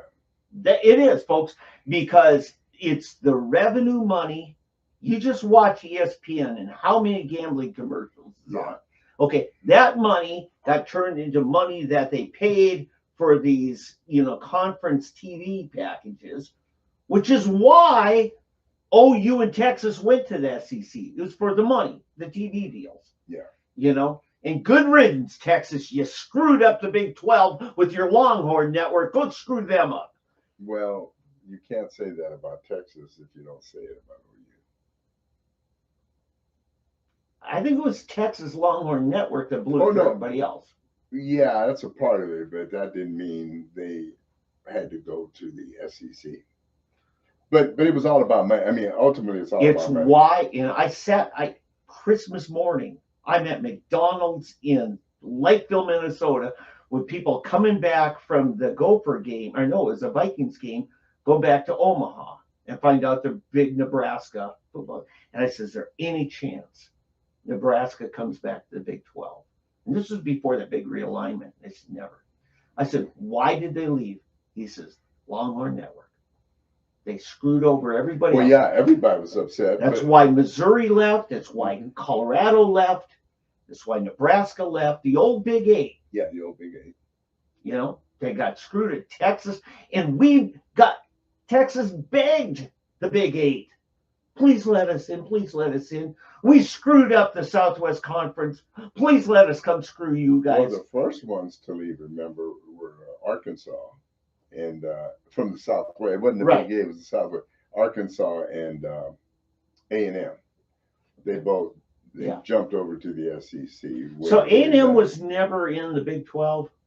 No. Okay, yeah. They left before. They left the Southwest Conference. Mm-hmm. And then at that point, I think Southwest Conference brought somebody in. No, I think we went down to 8 teams, and then we merged with the Big Eight.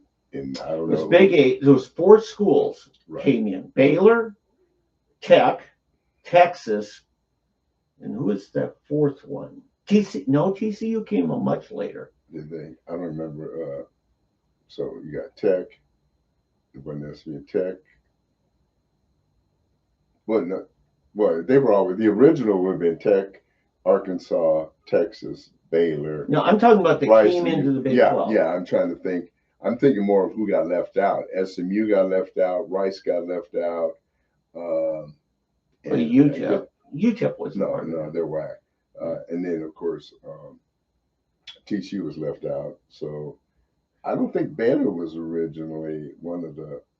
Were they the original one? Yeah, Texas Tech, Texas, Baylor. Those were 3 of them that came in. I'm just trying to remember the 4th. Was because it wasn't TCU, not yet.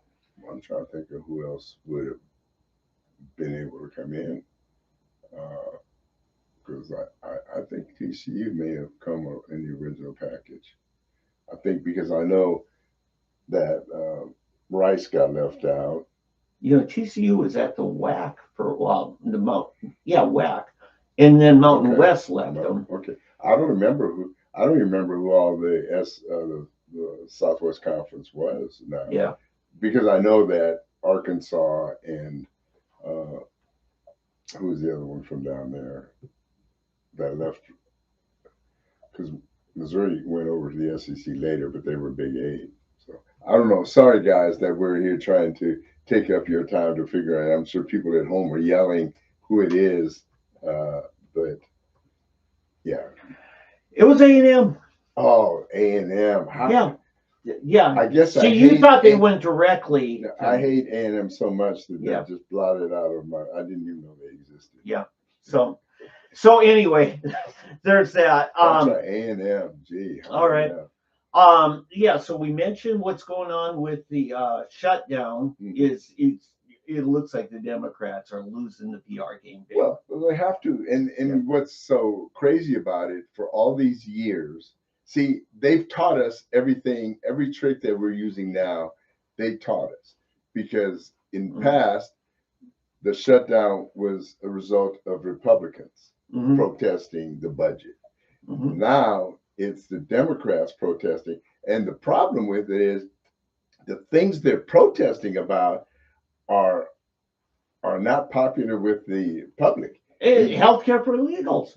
That's the main one, right? And I don't know why you want to make that the flag in the hill you die on. I do not understand. They're trying to spin it by saying, well, they're granted a parole during their what do you call this hearing for immigration hearing? Yeah, for asylum, right? Asylum's the term. Yeah, we're persecuted, we need to come here.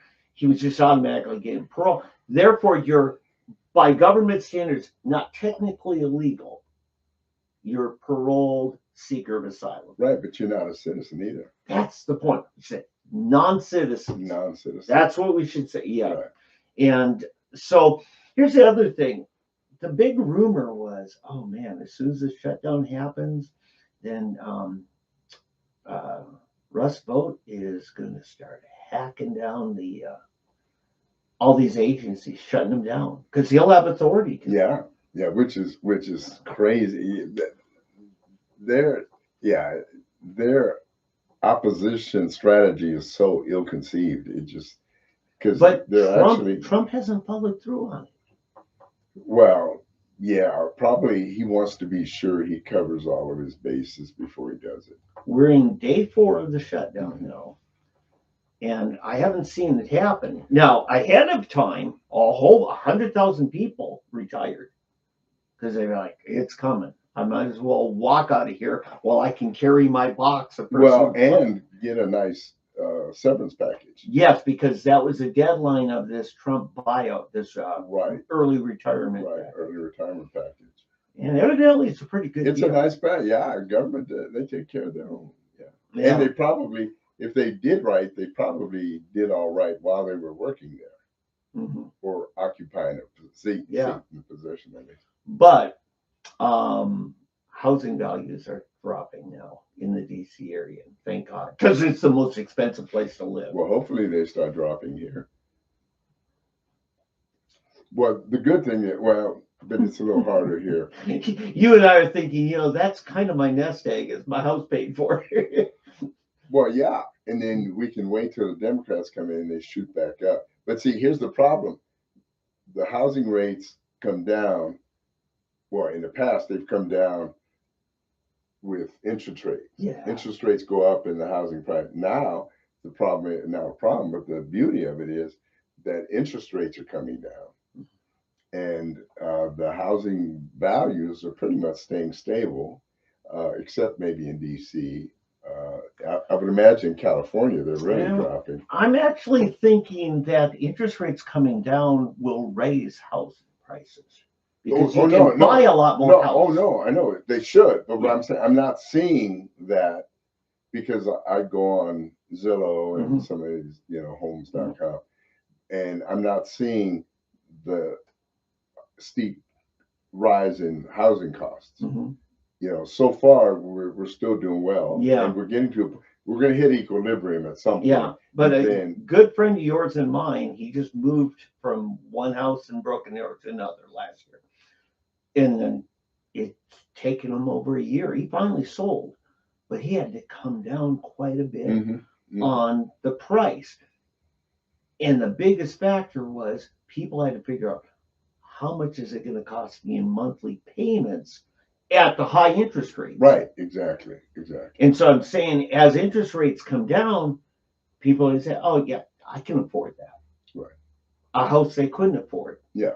Oh, no. I agree with everything. I'm just saying we're not seeing the equal rise versus the drop. Because I think I checked this week, I can't remember which day this week it was, and I think interest rates are down now, depending on where you go, but anywhere between 5 point something Yeah. and 7%, Mhm. depending on which Yeah. mortgage company you go to. But you can get interest rates now under 6%. Mhm.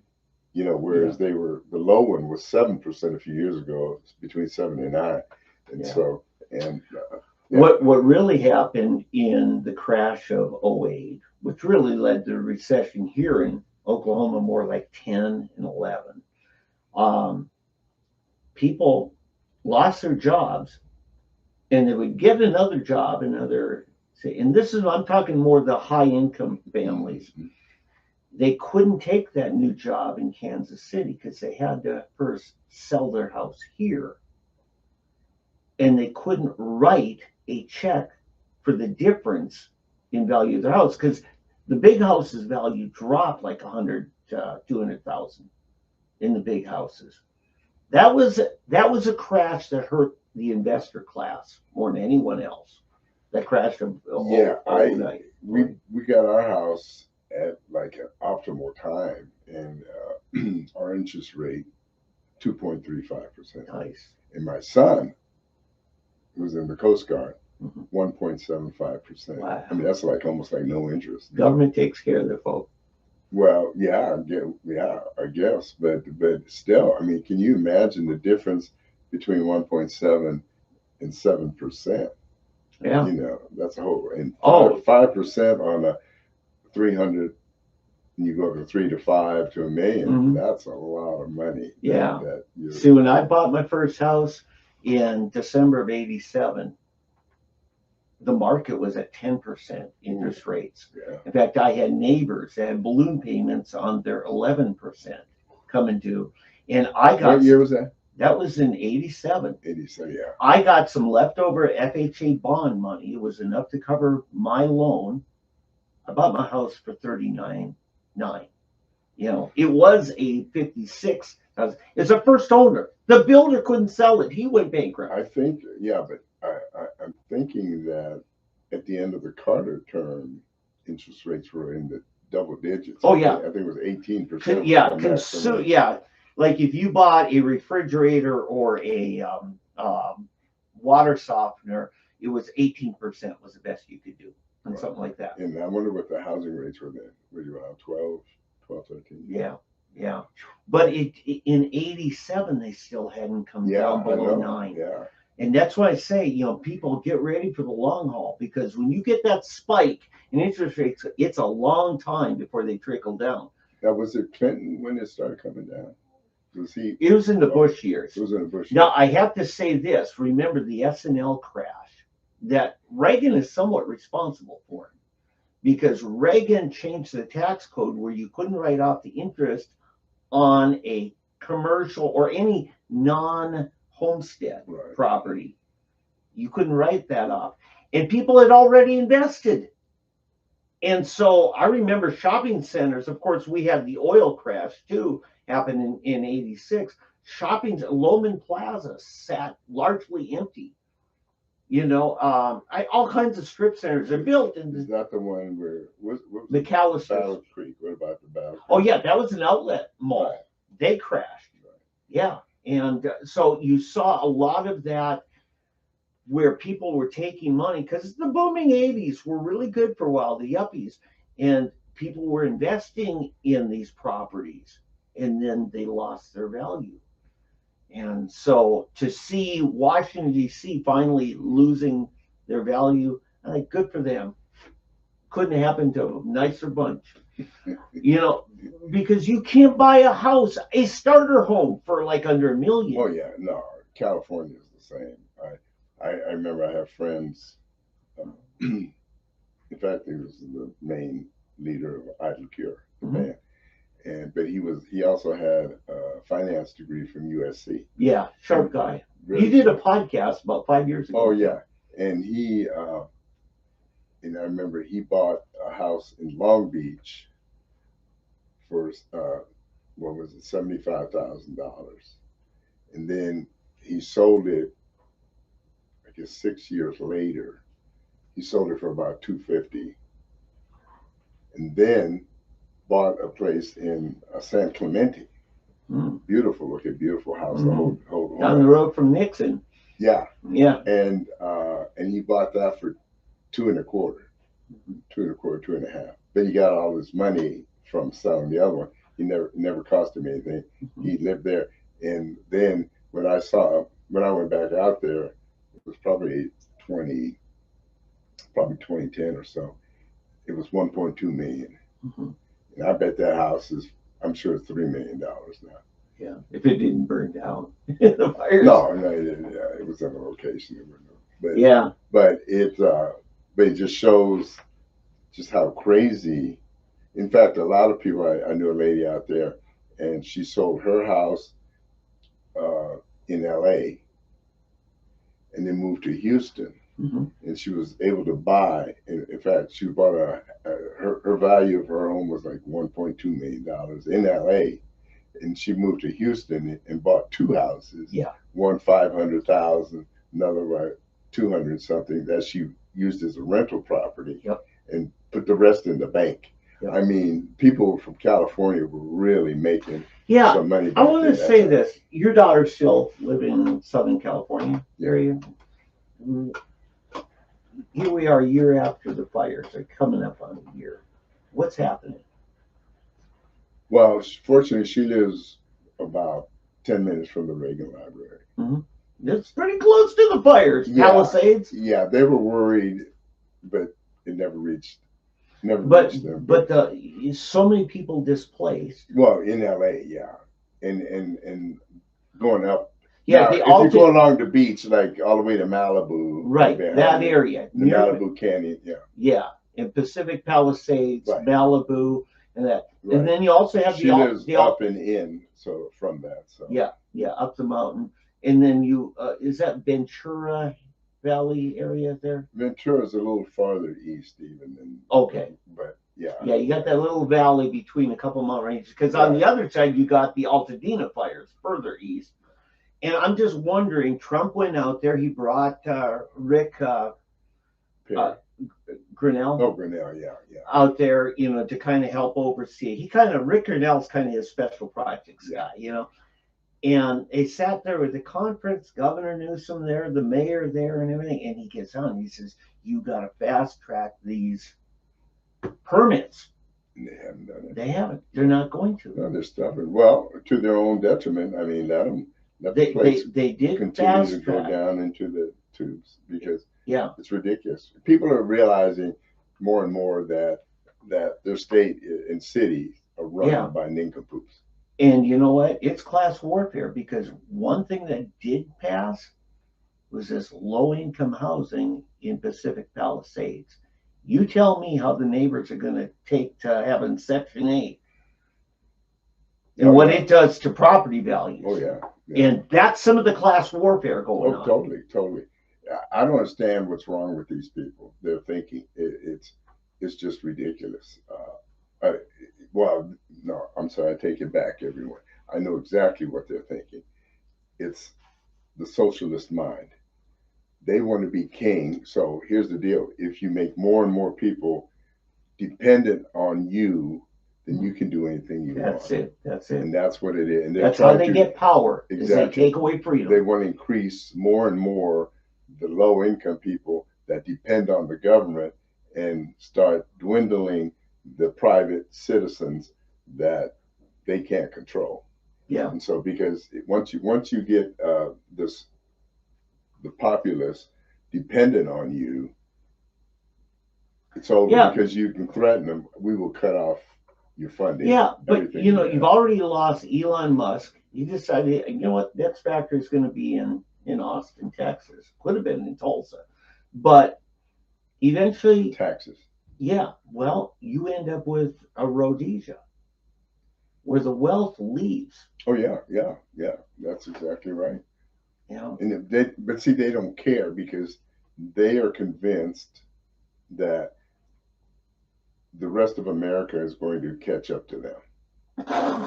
No, I'm serious. I know, it's just so funny. Trump threw a wrench into all of that because had it been left where it was, then the Biden administration or Kamala would have made it so that in succeeding administrations would have made it so that the rest of the country has to follow draconian laws. Yeah. And takes them more and more away and puts more onus on the government. Mhm. And then, so basically, slowly, the free, live free or die states Mhm. would have to start living less free and less free and less free until you get here. Yeah. And so it doesn't benefit you any to move from California to Texas to Florida, Alabama, whatever you want, Midwest. It doesn't benefit you because it's going to be the same. At least it's beautiful out here, so we're going to be subject to the powers of the state.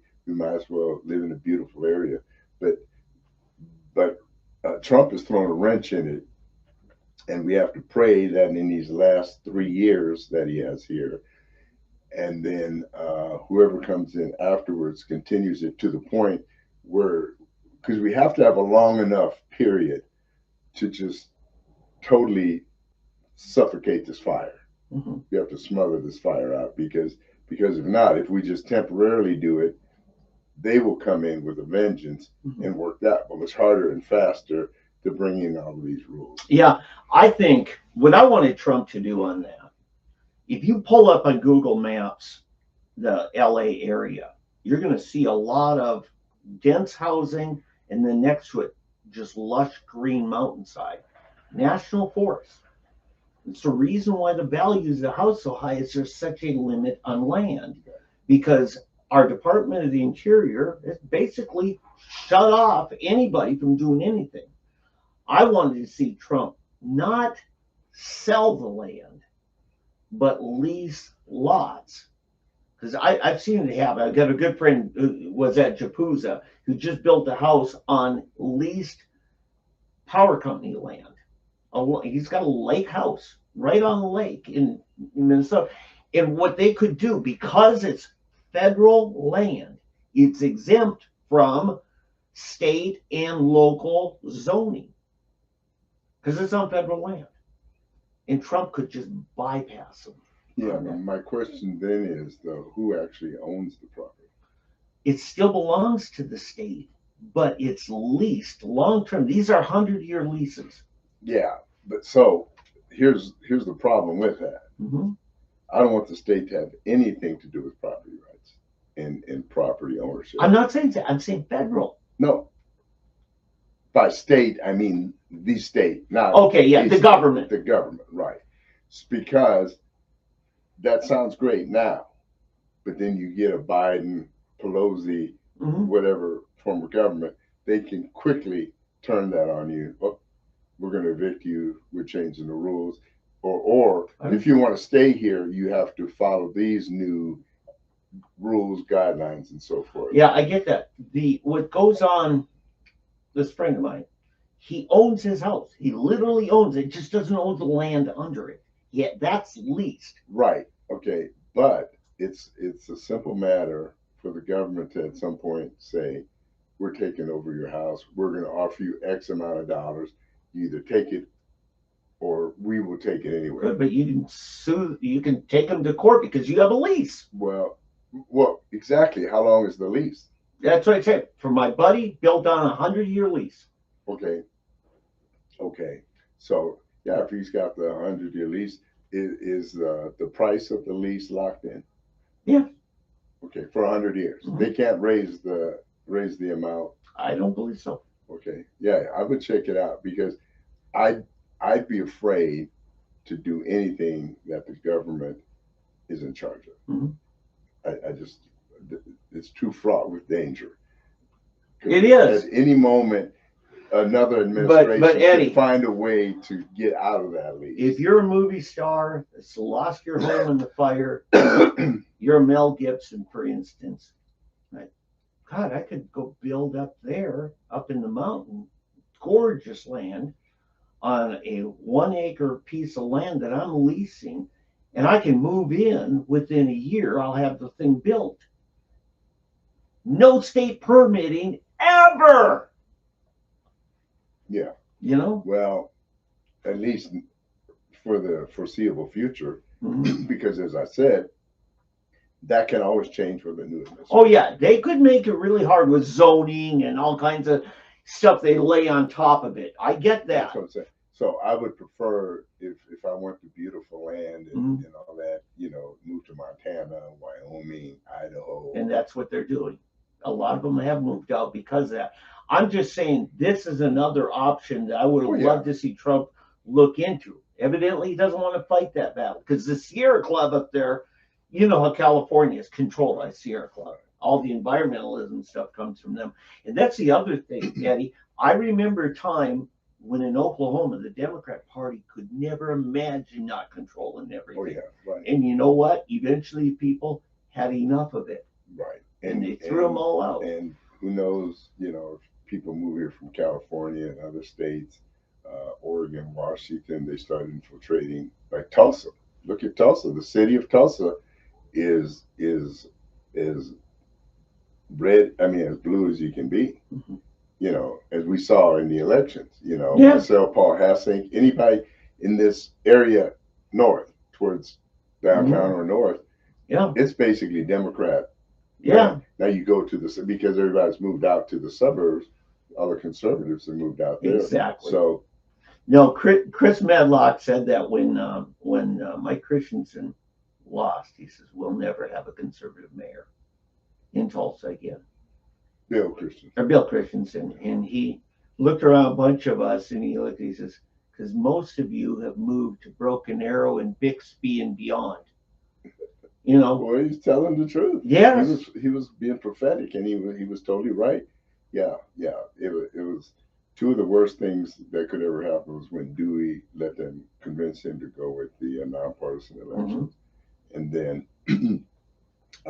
just open the doors to the Democrats. Anything I think he was playing to that downtown crowd, you know, the blue-haired Republicans. That's just it. And they've all died.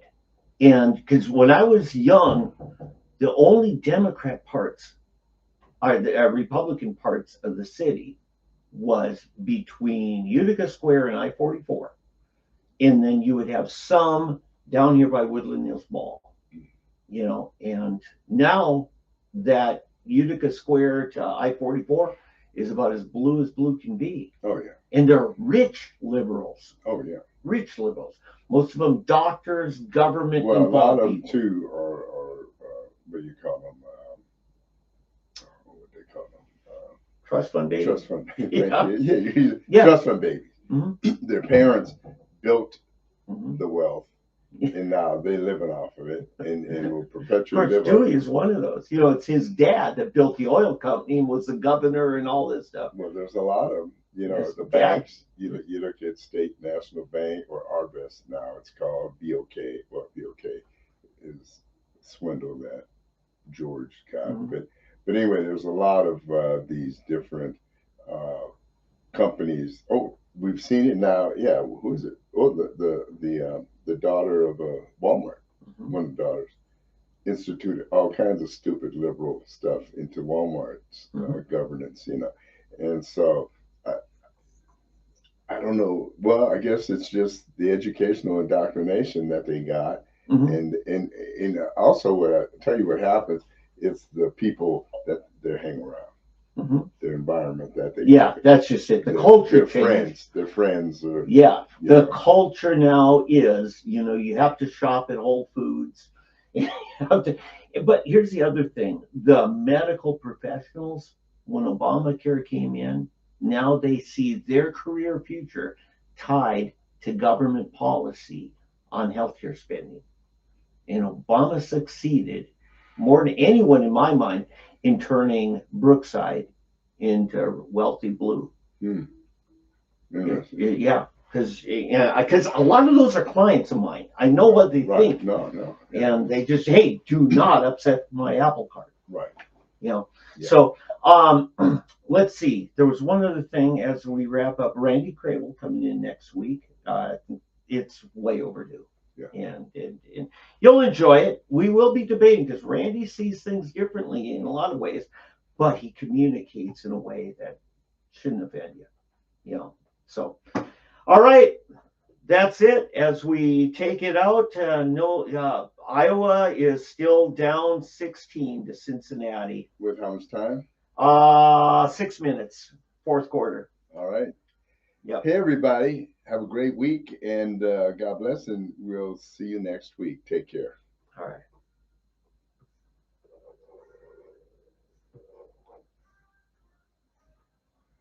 Are you off? Yeah, you. Oh. Got to get that